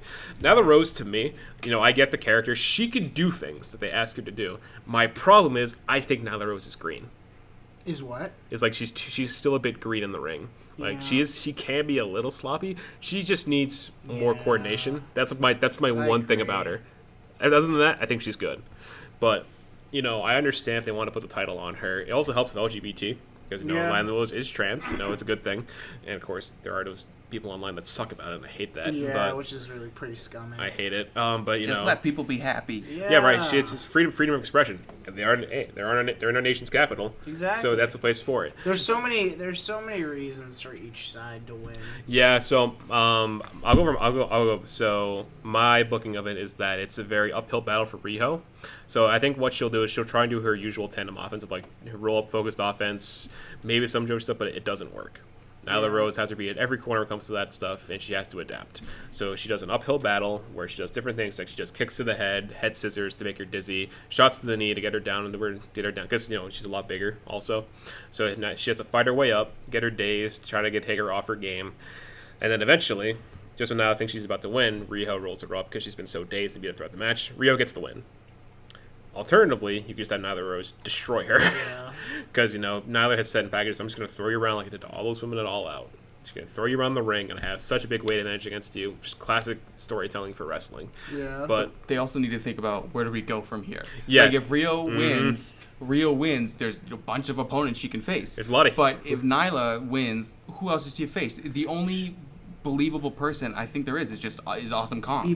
Awesome Kong. Winner of B. Priestley, Britt Baker. Yeah. The winner of that feud. You can even do a triple threat match with them. Mm-hmm. You could. I think Full Gear will probably determine either who's going to face her next, but that'll be the first title defense of the title. Yeah. So, because I think they're going to do a blow-off to Britt and be either at the Pittsburgh show, which is Britt's hometown, or at Full Gear.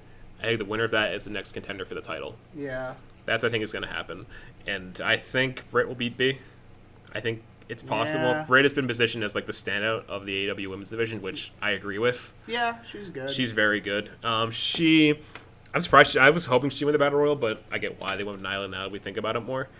But it's hard. But if they do Riho versus Britt, I think they might have to turn one of them heel. They have foreshadowed a Riho heel turn.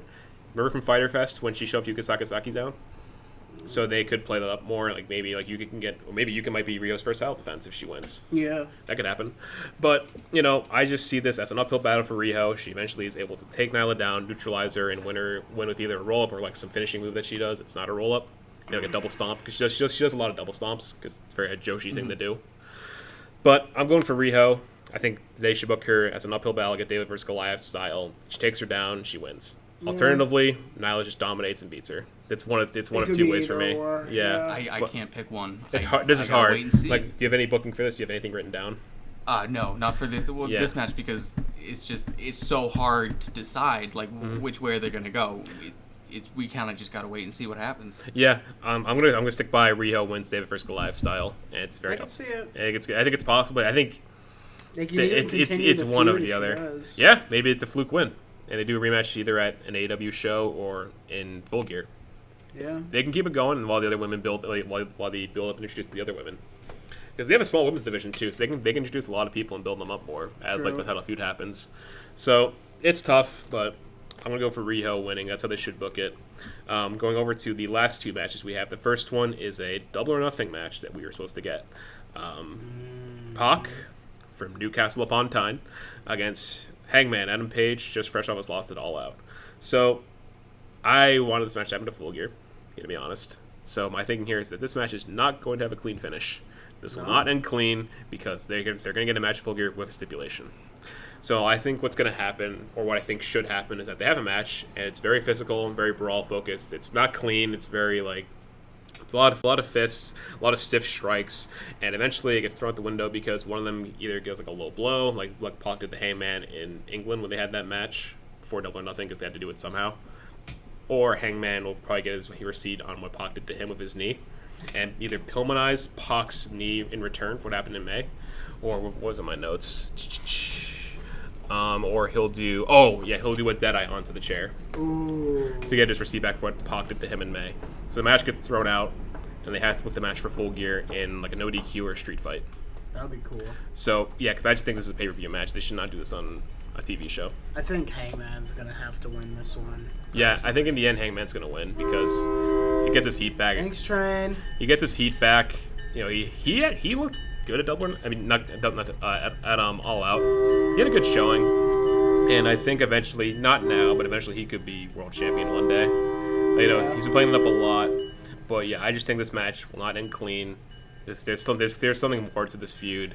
I think we're gonna all wait to Full Gear with this. That's what they should do. And it's definitely tough to call because, like, here, and they said it, wins and losses do matter. Yep. When they come out and their entrances on their nameplate, they have their record right there. Bacchus 1-0. They mean that, and I would definitely want to have both these guys over as stars because they are. Mm-hmm. Yeah. It's a tough one. It's another tough one to call. It's going to be a hell of a good match. It's going to be good, but I just don't think it's going to be clean in the end. Yes. I think there's going to be a messy finish, or it's just like there's going to be a DQ because these guys get too personal, it's too heated, and they get thrown out because of the rules.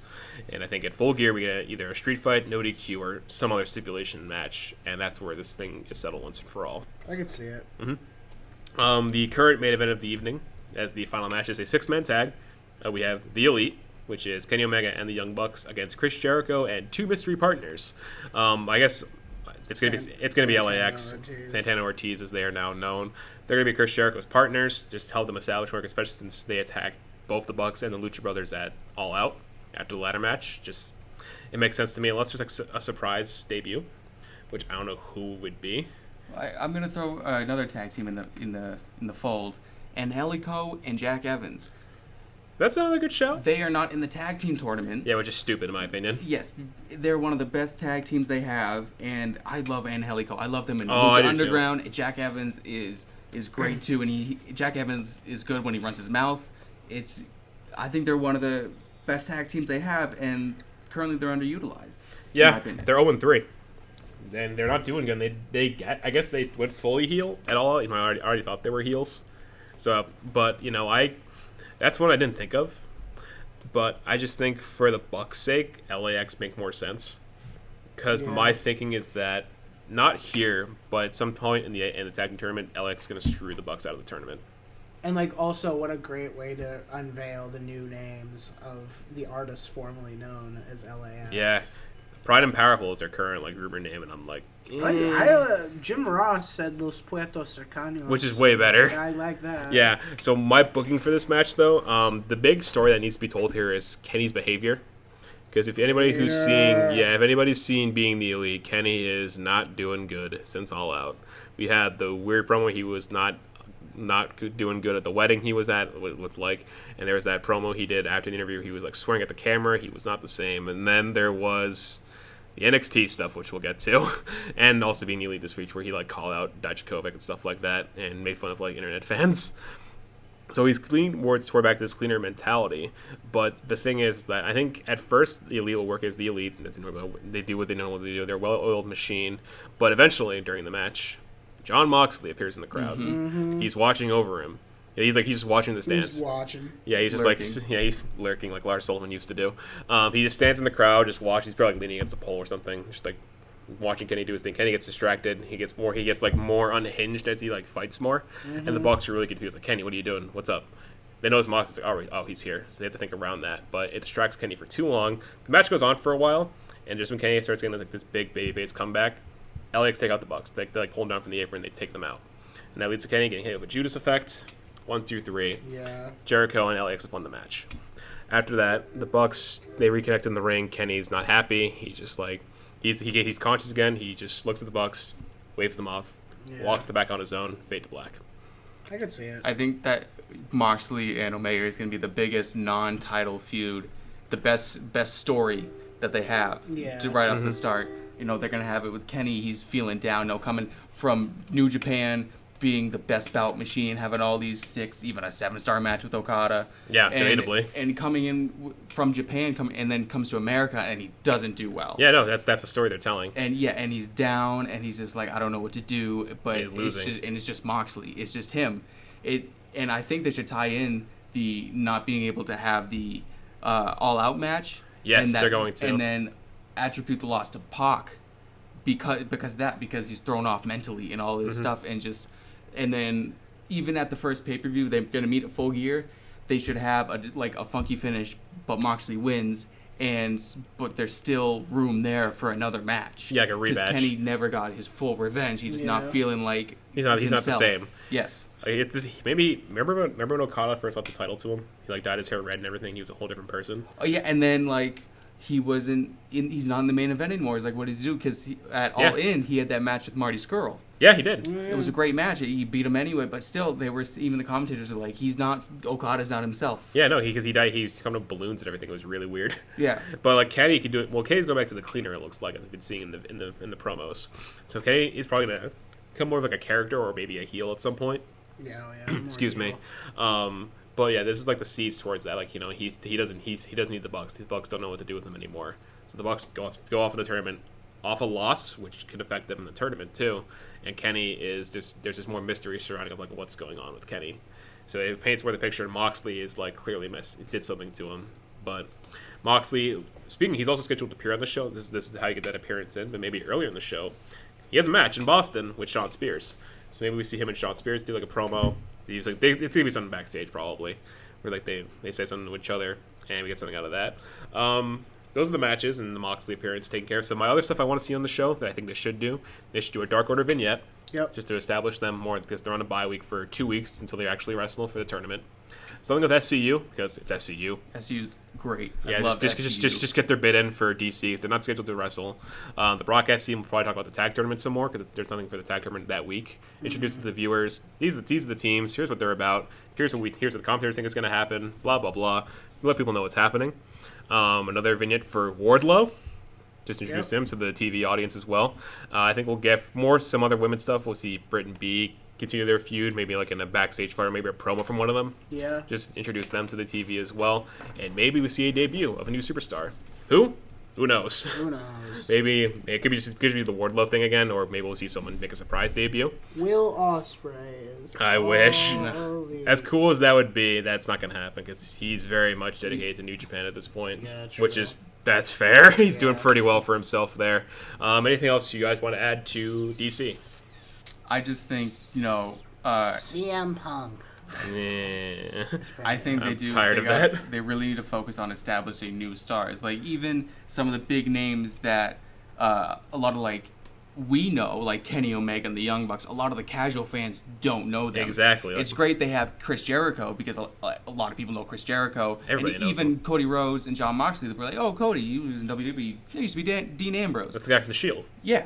And it's just they need to focus on introduce the new talent who's already established to the internet fans, but also focus on establishing the new talent that they're bringing up that not anybody knows. For the families, like the kids at home, like Bailey says on her promos, think about the kids. Yeah. What if they tune into All Elite Wrestling? They don't know any of these people. Like I said, Jericho talked about something on the radio. He's like, we can't just go out there and be like, all right, this is this guy. You know who this guy is, right? No, it's like, no, this is like Pentagon and Phoenix. These are two luchadors. They're great at what they do, and here's what they do. They do X, Y, and Z. They're all about this. This is who they are. They need to have a little vignette about each person, about each wrestler. Like I said with the Dark Order. Yeah, and it's kind of like if you go back and watch the first NXT episodes, not the reality show, but the first the proper NXT. That's what they did with any superstar that was coming out. Like when Seth Rollins came out, they had a little thing like, "This is Seth Rollins. This is exactly." Him. That's what they need to do. And they still do that now.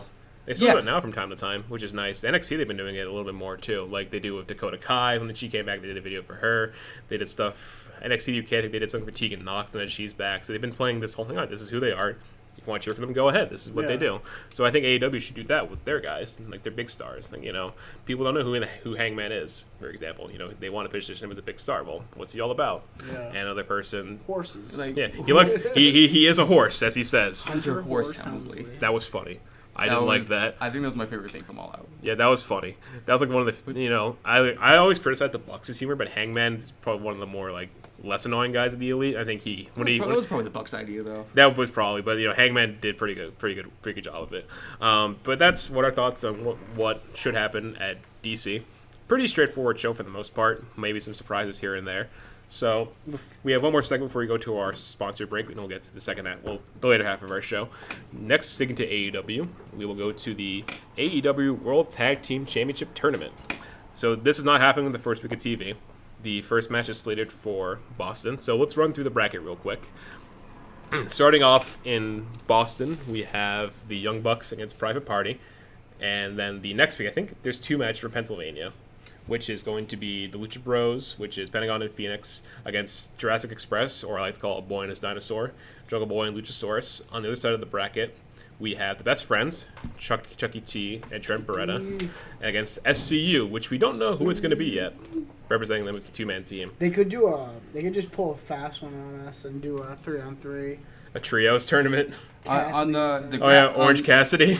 On the graphic, it's Kazarian and CD. Christopher Daniels. Yeah, it's CD. So that could be the combination. That's who it usually is, right? And if they're gonna start off starting with the Wednesday Night War, they could have Scorpio Sky on the side with a trumpet or something, making fun of the New Day. Oh, they might do that actually, even though New Day are not NXT, but they are Daniels SmackDown. has the microphone. That's true. Yeah. So they could do Scorpio. They did Scorpio and Kazarian at Fight for the Fallen. Yeah, no, they go back and forth. I think who do we think it's going to be? Well, it was Kazarian and Scorpio used to be Ring of Honor tag champions about last year. So it's probably going to be them. It's probably going to be them.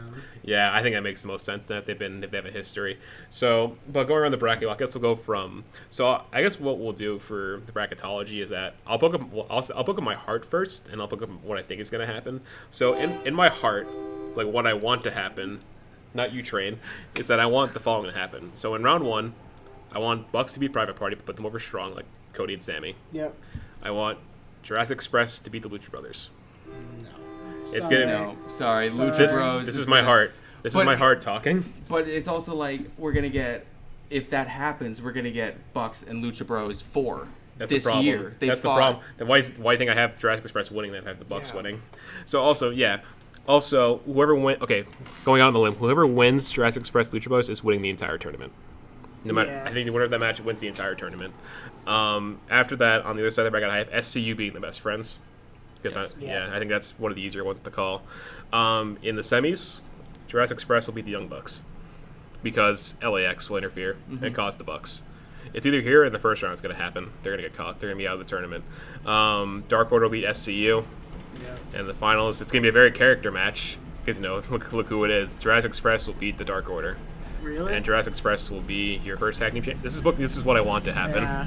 This is what I want to happen. There are too many train interruptions today. But in reality, what I think is going... Train thinks otherwise. Yeah. Train, there's not enough. I don't like dinosaurs. No, the train thinks Dark Order's going to win because no one else wants that. Yeah. Jesus. This is getting annoying. Never has that train come by my 4 years here. Yeah, no, I barely ever hear it. Now I'm thinking with my head what I think is going to happen. Train doesn't want. Allowed. No, that's deliberate. They know what it is. Yeah. They're banning it. What I think is going to happen is that Santana and Ortiz will interfere in the first round for the Bucks, and Private Party will beat them. Yeah. And then Lucha Brothers will beat Jurassic Express. SCU beat the Best Friends, and then in the semis, Lucha Brothers get to the finals with beating Private Party. Dark Order beat SCU, and in the finals, Lucha Bros beat Dark Order. That's what I think is going to happen. You think Lucha Bros are going to? I think was probably going to happen. Lucha Brothers are going to win. Because I definitely don't think the Young Bucks are going to win, because then they'll be like, oh well, you're in charge of the company. Of course, you're going to give yourself the title. Yeah, it's an EVP thing where it's like, I don't know if they really would do that. If any members of the Elite are going to do that, the Bucks are probably most likely. It's not like they haven't earned it. No, I just don't think it's their time right now, at the beginning. Like right at the start, you already have Cody going for the AEW World Title. Kenny's in a prominent storyline, even though it's not for a title. And you have the Bucks. If they go for the tag titles, it might leave a sour taste in some fans' mouths. Yeah, myself included. Yeah. So I just think, for the sake of new talent and other people that aren't the Elite, my heart says Jurassic Express. My head says Lucha Brothers. What do you two think? I definitely think Lucha Brothers, because they are one of the best tag teams in the world. I absolutely agree. Absolutely love Penta. I've loved him since Lucha Underground, Zero Miedo, and his match with Vampiro. That was insane, and then just everything he's done is just so cool and just unique and just himself, and I love it. Mm-hmm. Sam, your thoughts? I could see the finals getting down to Jurassic Express and Dark Order. I really could. I just don't see them doing any more Lucha Bros versus Bucks matches. Yeah, because they've already done so. They've done three. They've done three of them, because even with the 6-man, that's 3 matches they've done where they've interacted. And then not just in AEW, but also AAA. Nothing says that LAX can't also pull over a fast one on the Lucha Brothers. Yeah, they might. They're going to turbine one of those 2 matches. I think it's more likely going to be the Bucks, because it's more indication that one's a face, one's a heel. Because I don't see Jurassic Express beating the brothers. I just don't. It's really hard. I don't see them winning just yet. Unless something screwy happens. Something has to happen, though, or it's going to be an upset victory. I do think Jurassic Express will get the titles, just not right now. Mm-hmm. I honestly They're so over is the problem. Yeah, they're so over. I see Dark Order winning all this. I don't. I do not like Dark Order. I like the concept. Disagree. I do not like who they use. I don't like Evil Uno. Really? I like him more than Stu. I like the other guy better. It's opinions. Opinions, yes. I just think if it could be executed better with other people. Mm-hmm. That's valid. I mean, I just think SCU is another dark. I think SCU is probably the dark horse of this tournament as well. Yeah. They could shock us and maybe they'll win the whole thing, but I just think my thinking is whoever wins Jurassic Express Lucha Brothers wins the entire thing. That's the real finals of this tournament, in my opinion. That's my thinking. I'm going to go with that, going out on the limb and thinking that Jurassic Express doesn't have a great win record right now. No, they haven't won. They have not won a single match. Neither is SCU. Which is a shame. Yeah, no, SCU won a trios match, Double or Nothing. Oh, that's right. And they won it all out. Oh, that's so true. They won 2 matches. They're 2-2 because they lost at Fighter Fest and they lost the Fight for the Fallen. But it's tough. But I just think that's my reason behind it. I guess if any team, who's gonna be the breakout team in this tournament? Jurassic Express. Yeah, it's either them or Private Party.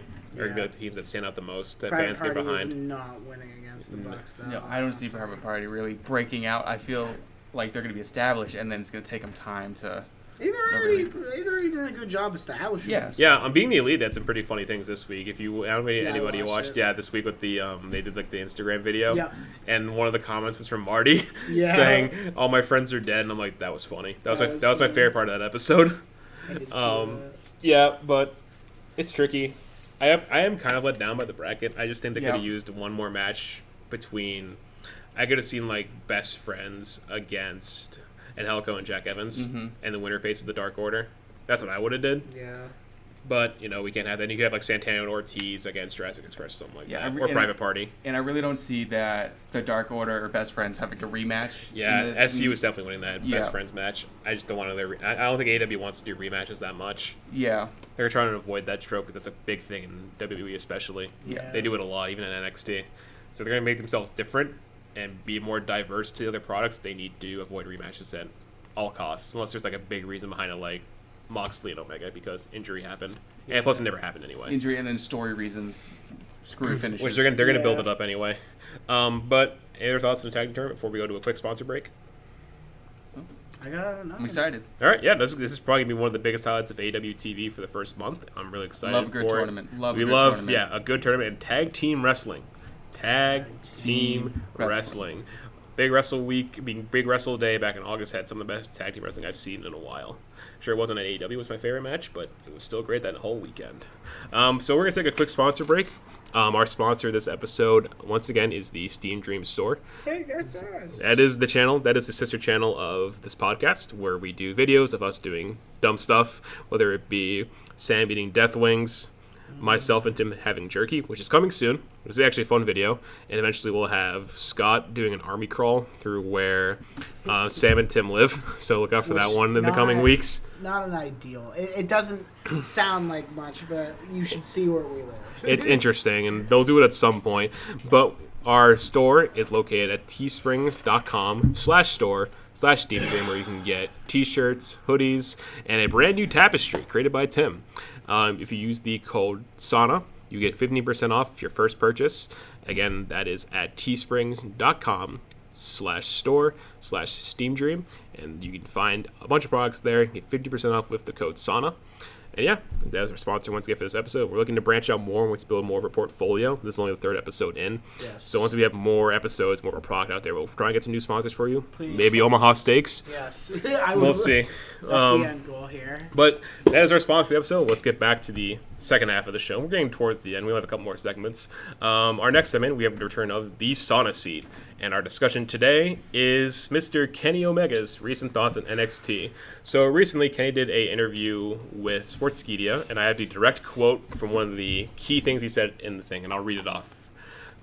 So he said, and this is just a quote from it. And I quote, "Let's pretend there were no borders. Let's pretend there were no promotions. Let's just pretend there's just one big promotion.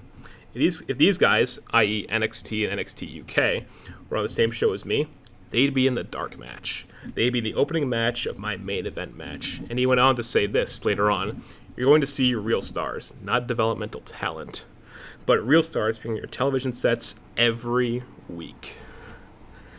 Whew. Some harsh words. Those are some very... from Mr. Omega. It's bold. It's really bold. So, this started a really big discussion across all of social media, not just Twitter, but like the entire pretty much wrestling landscape on social media. I personally was not a fan because it's all a I don't care. Look, I don't care if it's a work. I see it as just building buzz for this Wednesday Night War. I get it. Exactly. That's but all it is. Consider this at the same time. Kenny's an EVP. Yeah. Kenny is an EVP of a new promotion that's trying to be another option.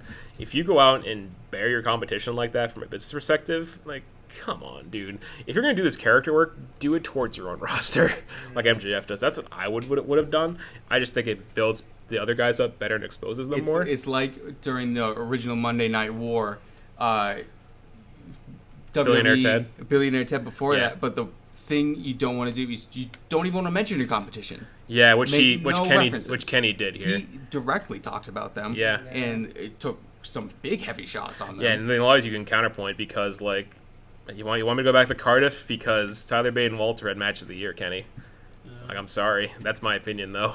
I just think Walter and Tyler Bate, like, people like them, like, let's be real. If Walter was an AEW, he would be a main event star. If Adam Cole was an AEW, he'd be contending for the title. If Matt Riddle was an AEW, he'd be prominent. If Io Shirai was an AEW, she would be your women's champion. Like, you have, of course, that's a woman I'm talking about. You're talking about the guys, like, the guys more so. But if you're saying that if you had the option to either face someone like Chris Jericho, who's a lot older now and people are maybe not as interested in him, or would you rather face a hot star such as Matt Riddle or, hey, John Morrison? Yeah. What would you rather choose? Like, what would you rather like to see? Kenny Omega versus Matt Riddle or Kenny Omega versus an older Chris Jericho?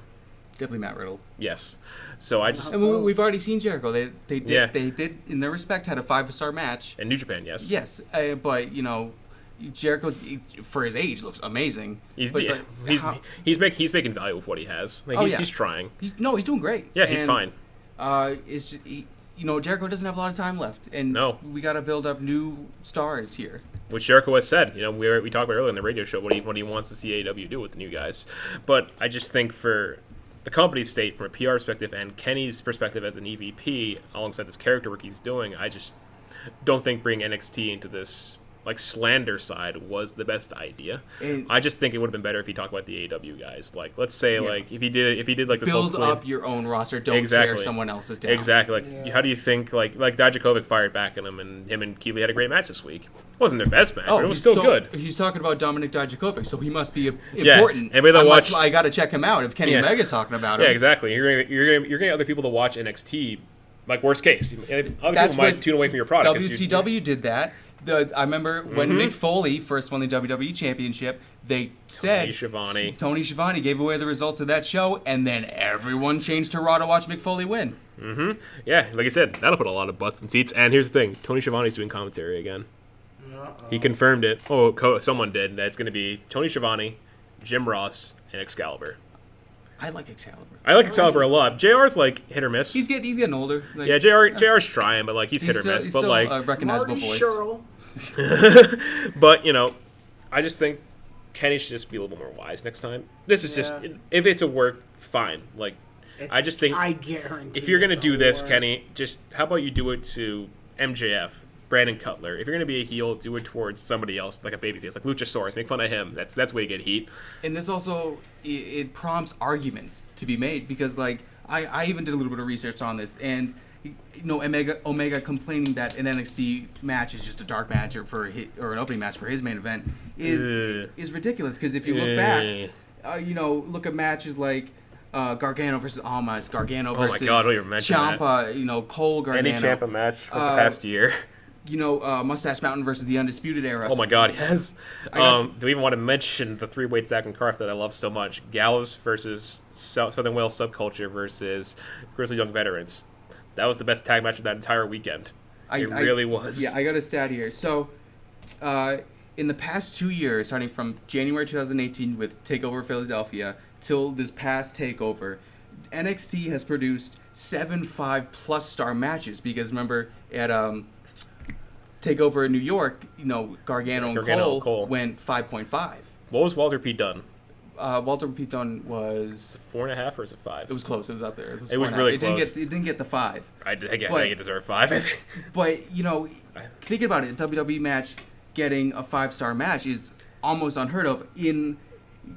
From Meltzer, yeah. Gargano and Almas ended a 7-year drought. The previous 5-star match was Cena CM Punk at Money in the Bank. Jesus Christ, it's been long. And other than that, there's been 5 other WWE 5-star matches in the whole history. Yeah, we've had ones that have come close on the main roster, like Charlotte Becky Lynch had a 4.75 star match from their last women's standing match. I don't know if there's any other ones that have come close. I think Kofi Bryan got 4.5 at Mania. But there has been a 5-star match on the main roster in a while. But but the NXT area has been making them more. Tyler Bate was, I think, 5.5 as well. Yes, it was up there. I think it was 6 stars personally, but that's me being biased because the obvious Walter-shaped hole and the storytelling they did in that match was some of the best I've seen in a long time.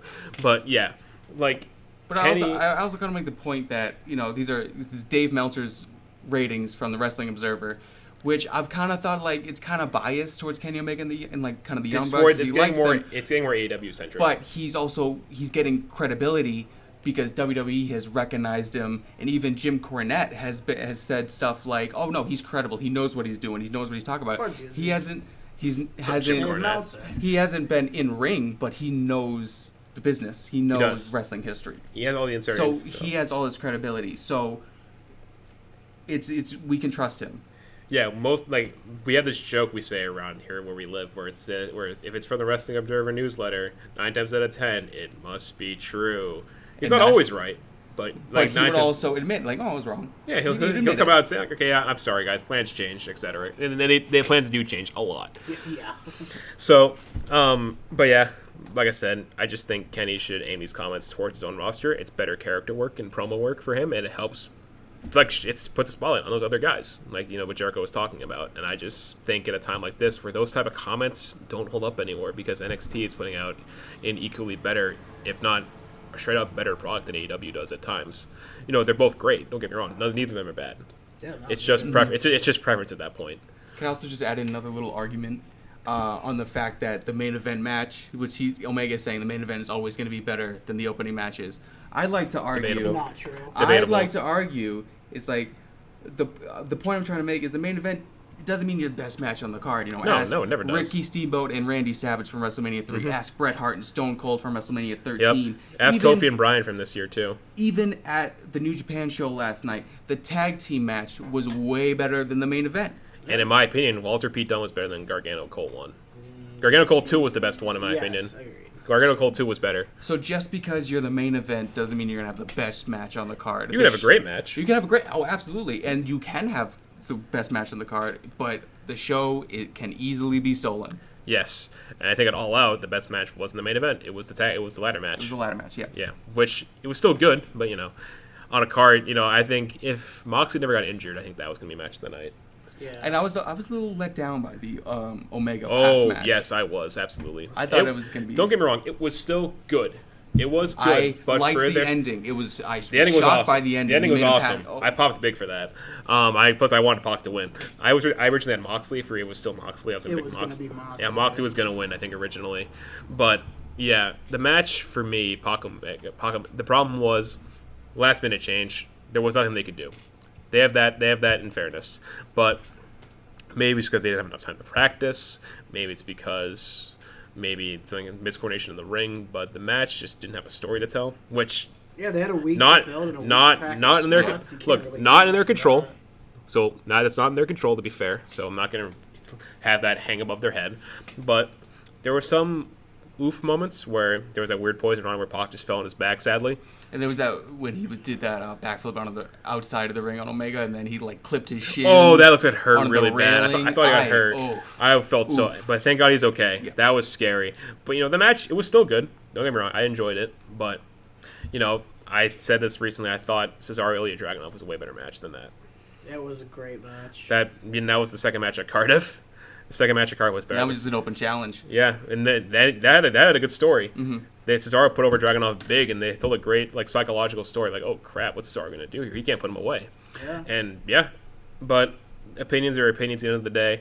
And like I said, Kenny should just focus on his own roster and build up the new guys, like Jericho has been saying. Yeah. And that's all I have to say. Any more comments from you guys? None here. Anything, Eric? I'm good. All right. So going on to probably our second to last segment today, we have our award segment, Superstar of the Week. I've been teasing it up a bit this week on social media of who it could be, and the VIP Sauna has a third seat open. And is it still going to be all elite? The answer is no. It is now undisputed. The winner of the Superstar of the Week this week is the new North American champion, Big Roddy Strong. Roderick Strong is our winner of the Superstar of the Backbreaker. Week. So the reasoning behind this is pretty simple. He defeated the Velveteen Dream on the first week of NXT TV in a pretty good match. Very good match. I liked it a lot. It told a great story, and it's like a very, it had a very standard ending of the heels coming down and helping him to win. Kind of expected, given who it is. But this one got me too. Mm-hmm. When Undisputed Era came down to help out, I'm thinking, Didn't Roddy's going to get it right now. But that didn't do it. No. They still went another 5 minutes. They had a great false finish where he hit the first end of Heartache and Dream still kicked out. Yeah, they had a couple of false finishes. Yeah, Dream still looks strong to defeat, which is good because Dream is going to be probably going to the main event when he comes back, which is it's going to happen soon probably. Like I think Dream's going to be. I think 2020 is the Dream's year. Yeah. Like I think he's going to be NXT champion. Dream 2020. Yep, he's going to be their big champ. He's going to be their big star in NXT. And he's going to be their big baby face or just character because he can do both whenever he wants. He's good at both roles. But Roderick Strong for the great match he put in and he fulfilled the prophecy finally after months of saying it. Remember when we thought back in May the era was going to split? I thought they were. Yeah. I was praying they didn't. I still think they are down the line. Oh, it's going to happen eventually. Like probably for a long time. Yeah. But they're a cohesive unit now, and I love the shot they did at the start of this week's episode where they all came on top of commentary and held all the gold. Yeah. They got a promo, which I was hoping for, but they came out later in the show anyway. But Roderick Strong wins. I'm really excited to see what they do from here. Like, if we think about this, so 3/4 of the era are defending the titles this week in NXT. You have the NXT title match, Cole and Riddle. You have the tag titles with Fish and O'Reilly against the Street Profits. I think Fish and O'Reilly are absolutely retaining. Oh, yeah. Absolutely going to retain. And I think Cole will probably win by nefarious means. I worry for the Street Profits. I'm really scared for them because Well, they've been doing main roster stuff. They haven't had a match, but they've been that's backstage doing segments. They do narratives backstage, which is not them. I feel like Vince doesn't understand what they're supposed to be. I feel like when you hear Profits, it's also Paul. Paul doesn't want to push them quite yet because he wants fans to care about him more. Which fans are like, eh. I love the Street Profits. My dad likes them a lot. I know that. He thinks they're funny because he'd never seen them before they turn up on Raw. But, I just think they need to get in the ring sometime soon. I think the draft will give them a permanent home because I do think they're going. I think they're going to Raw. I heard NXT's not involved in the draft. But they already appear on Raw, to be fair. Yeah. So I think they won't be like a proper call. If anybody's going to go up from NXT in this draft, it's going to be Shayna Baszler. Mm-hmm. I think it's going to be Shayna Baszler.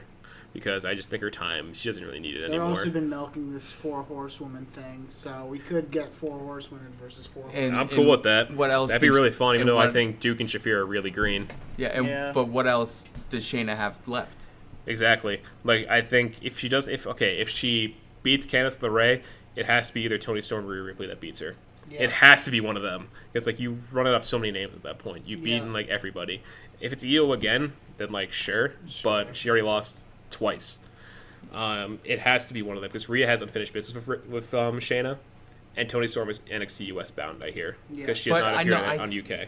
I think she should at least have another UK match against Kaylee because it was such an emotional match. It was crying the whole time. Yeah, she wasn't herself, which I thought was going to happen anyway because the way they're building that match, it was a decent match too for what it was. It wasn't amazing. The ending came abruptly. It wasn't even 10 minutes. Because she's injured. Yeah, which sucks. Triple H tore his quad and finished the match. Yeah. Fair. Maybe she was like her going in. Maybe that's why it was only not even 10 minutes. But what we think could happen with the era from here, they're all gonna retain on Wednesday, I think. Now what happens to them from there? Do they continue as cohesive unit? Is their War Game match going to be Imperium? Because Imperium have War Games is coming. It's usually Undisputed is like the heel team. Has Undisputed been in every War Games match? They have. They won the first one, but they lost last year. I don't know if having Undisputed in the War Games would be smart if they have all the gold, because you're not winner take all. You have to do a winner take all thing. Yeah, you? But that match would have to be 2 hours because you got a 3-hour show to fill, and there'd be just the women's title match and then the 2 other matches. Well, you can do. Not every match needs to be a title match. Yeah, you have the cruiserweights too. Yeah, that's true. That is true. You can fill a bunch cruiserweights, of spots. Keith Lee Dijakovic Part 4 maybe. They need a stipulation. They're still one-on-one. Yeah. Last man standing or some sort of stipulation. We got the last man standing at Cardiff, which was actually a really fun match. It was really quick too for what it was. What else could they do? They could do Dream. Maybe has a new feud. Okay, Matt Riddle versus Ciampa. If Ciampa's back, Matt Riddle. Because they've been teasing that. If Ciampa's back, he's going straight for Goldie. Yeah, no, he wants Goldie back, to be fair. No doubt. Dream might do something. We don't know. John Morrison's first match back. Exactly. Like, they're probably going to show Morrison at some point soon. If this is true. Him sitting in the audience. Mm-hmm. Yeah, that'd be great. Just a big pop, or just out of nowhere on NXT, like regular. But I guess we'll do the big question, see if we can get Tim up here for the Steam Dream Universe update. So transitioning from the Superstar of the Week to our big question is, which company are we truly backing in the Wednesday Night Wars? This is tough. This is really tough. But I want to start off by saying here, it feels wrong to pick sides. It does. Because I just enjoy wrestling, like, as a sport in general. And I don't really want to have to choose between two different companies. You know what I mean? That are very strong. I want to be able to watch it all. Mm-hmm. So you're here to be in the middle ground? Yeah, I'm Switzerland, right? I guess. Well, who was it? Or yeah, I think it's either Switzerland or Sweden. I'm neutral. Neutral. Switzerland has all their money. That's true. Yeah. They have good healthcare, which like AEW does. I guess. AEW. I'll be the guy that picks a side. If I have to pick a side, I'm going NXT. I'm picking NXT's side right now. You know, if I absolutely have to pick a side, NXT. Eric, if you have to, you don't need to. I can't pick one. It's hard. Don't get me wrong. I want because I love NXT so much. Yeah. I love NXT. I love Mauro Ranallo. I love Ciampa, Undisputed, Gargano, Velveteen. I love it all. But, AEW is something new. It's exciting. Yeah. I want to see more Omega because I haven't seen much of him from New Japan. Mm-hmm. I've seen a little bit of the Young Bucks. Yeah. I want to see where John Moxley goes from here. It's so tough. I love it all. Yeah, as a disclaimer, we support both sides in the end. Yeah. It's just our hearts, what they say. Of course, when it comes to like Wednesday night itself, we might just watch AEW because it's easy to watch NXT later. Yeah, because where else can we watch it? To be fair, like right now, where else can we watch it? Nowhere else really. So like this Wednesday night, I think I might be watching the DC show as much as I want to watch the mini takeover happening on USA Network, because like it's a mini takeover this week for NXT. Yeah. Let's be real here. There's 3 title matches. It's going to be something big happening as well, like a return or like an announcement of some sorts. So, but yes, in the end, it's, you could say it's competition, you could say it's a war, but at the end of the day, we're all wrestling fans. We all like what we like. This could also, not to cut you off, this could also just be the greatest work of all time. Can you imagine like the first episode of AEW on TD ends with like Triple H's music hitting, and he comes out on stage and poses with Cody? I bought your ass, and just throws the mic. Cody, this is all. Vince bought this piss stand company, so I'll see you next week. And then NXT AEW do an invasion angle, which that'd be really cool. Baron Corbin mocks AEW fans. Wait, what do you say? Let's find out. Is this breaking news? I guess breaking news. Well, it's Baron Corbin. It's not really breaking news. It's just it's there. It's Baron Corbin being a heel. So someone comments. Oh, I think WWE has entered the chat. TNA has also entered the chat. Victim, I was waiting for this part. Baron Corbin says, "Who criticize every detail?" Wait, what? What's the context? Yeah, I don't know what the context is. I think I know what you're talking about. Oh, yeah. Okay, so Voices of Wrestling tweets, "You can tell me I'm wrong again all you want, but I've never seen a wrestling promotion dissected as meticulously as AEW. From utterly meaningless things like stickers on production trucks and dumb promos on BTE to this UK TV mess, constant microanalyzation, and that's just this week." Yeah, and then Corbin says the ones who criticize every detail are literally their target audience. I mean, that's a valid point. Like, I see constant people online just like doing all the little things on Twitter. Like when someone like when a wrestler says something, they point out the most like little detail thing that's so unnecessary. Yeah. And there are those fans out there. I remember just the other day, I think I said something along the lines. Yesterday I said Sasha Banks is overrated, and I got a lot of heat for it. But I'm like, this is an opinion, dude. Yeah. Like I'm gonna give her credit. She is a good wrestler, but like this is my own opinion. Yeah. So there are all those little details that people can come at you for. But that's the country we live in, and that's what we get for being on the internet age right now. Mm-hmm. Anything you say will offend somebody. Exactly. Cause some heat. Yeah. I'm excited for the Wednesday Night Wars. I'm excited I've heard stories of what during the Monday Night War and flipping channels between Raw and then Nitro, Raw and Nitro, and just that excitement of just being being a wrestling fan and having both options. You can watch both. Or you know what? How about everyone can just get 2 TVs and just watch them side by side? That's probably the meta play. Let's be real here. That's the meta. Like you get dual screens, because we have like 2 monitors that are set up. So like we're picturing like we have one monitor with Dynamite on one, we have one monitor with NXT on the other, like on the network or something like that. We're getting ready for our next segment. So here comes our producer. Sorry. Ignore that. That'll be cut out in editing.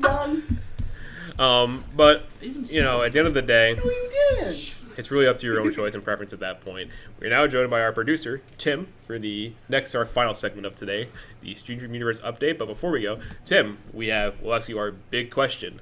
With the Wednesday Night Wars coming, if you had to pick a side, which side are you picking, AEW or NXT? NXT, no doubt. Ooh, so 4 for 4. Here's my theory behind this, is that Hunter is going to go full force iDubbbz. Full gear. Full gear. I think Cody and Tony and everyone, I think they're going to crack under the pressure, and they're going to think they have it, and then like a month in, they're going to realize they don't have it. It's going to be like the number 2 company. I think Hunter. It's an alternative. Hunter has the manpower. He has the mindset. Roster. He has the William Regal. He has. I think NXT is going to become something we've never seen. It's going to be like this whole new trend, and it's innovation happening. And there's also the big Walter-shaped hole for me. Yeah, right. And don't get me wrong, AEW. I'm so excited for episode 1. The fact that Cody is doing something that a lot of former WWE guys didn't think was possible. He's like, I'm here, get used to it. I really think it's gonna be good. I just don't think it's gonna be NXT. Yeah, this is tricky because like they're both gonna be great, as we said. Yeah. It's really up to your own preference at that point. But we're across the board. We're black and gold, which is NXT in this case. So I mean, they're both technically gold. Yeah, but just white and gold. Elite's more white. If we take Golden Truth. Golden Truth. Golden Truth. That's a throwback. Ron Killings is all elite. If Golden Truth gets reformed, honestly, you can see R-Truth coming. Imagine him turning up to like an AEW venue with the 24/7 title. With the 24/7 title. The only way he has to do it. And then he gets pinned by MJF. It'd be like DX invading WCW. That would be hilarious. That's like the modern day version of that. But if I do give an NXT something else that has another edge over AEW, the women's division is head to toe better than AEW's. I'll give them that. Well, I mean, NXT US's women's division is trash. Yeah, but UK. That's a fact. Okay, NXT UK women's division is kind of nice. Oh, I think it's my favorite one in wrestling, to be honest. If long as Ripley and Niven are still there, but Ripley's more US right now. Ripley, I think, is fully transitioned to US now. That's cool with me. I still get to see her, which I'm fine with. Yeah, but like UK still has Piper Niven, and they might lose Toni Storm now. They got Tegan Nox. Why would they lose Toni Storm now? Probably want to move her over to the US to get her like more exposure. She is good, don't get me wrong, but you know, I think Ripley is probably better. Is more total package than Toni Storm. Yeah. Opinion. She's still good. Disclaimer: she's still good.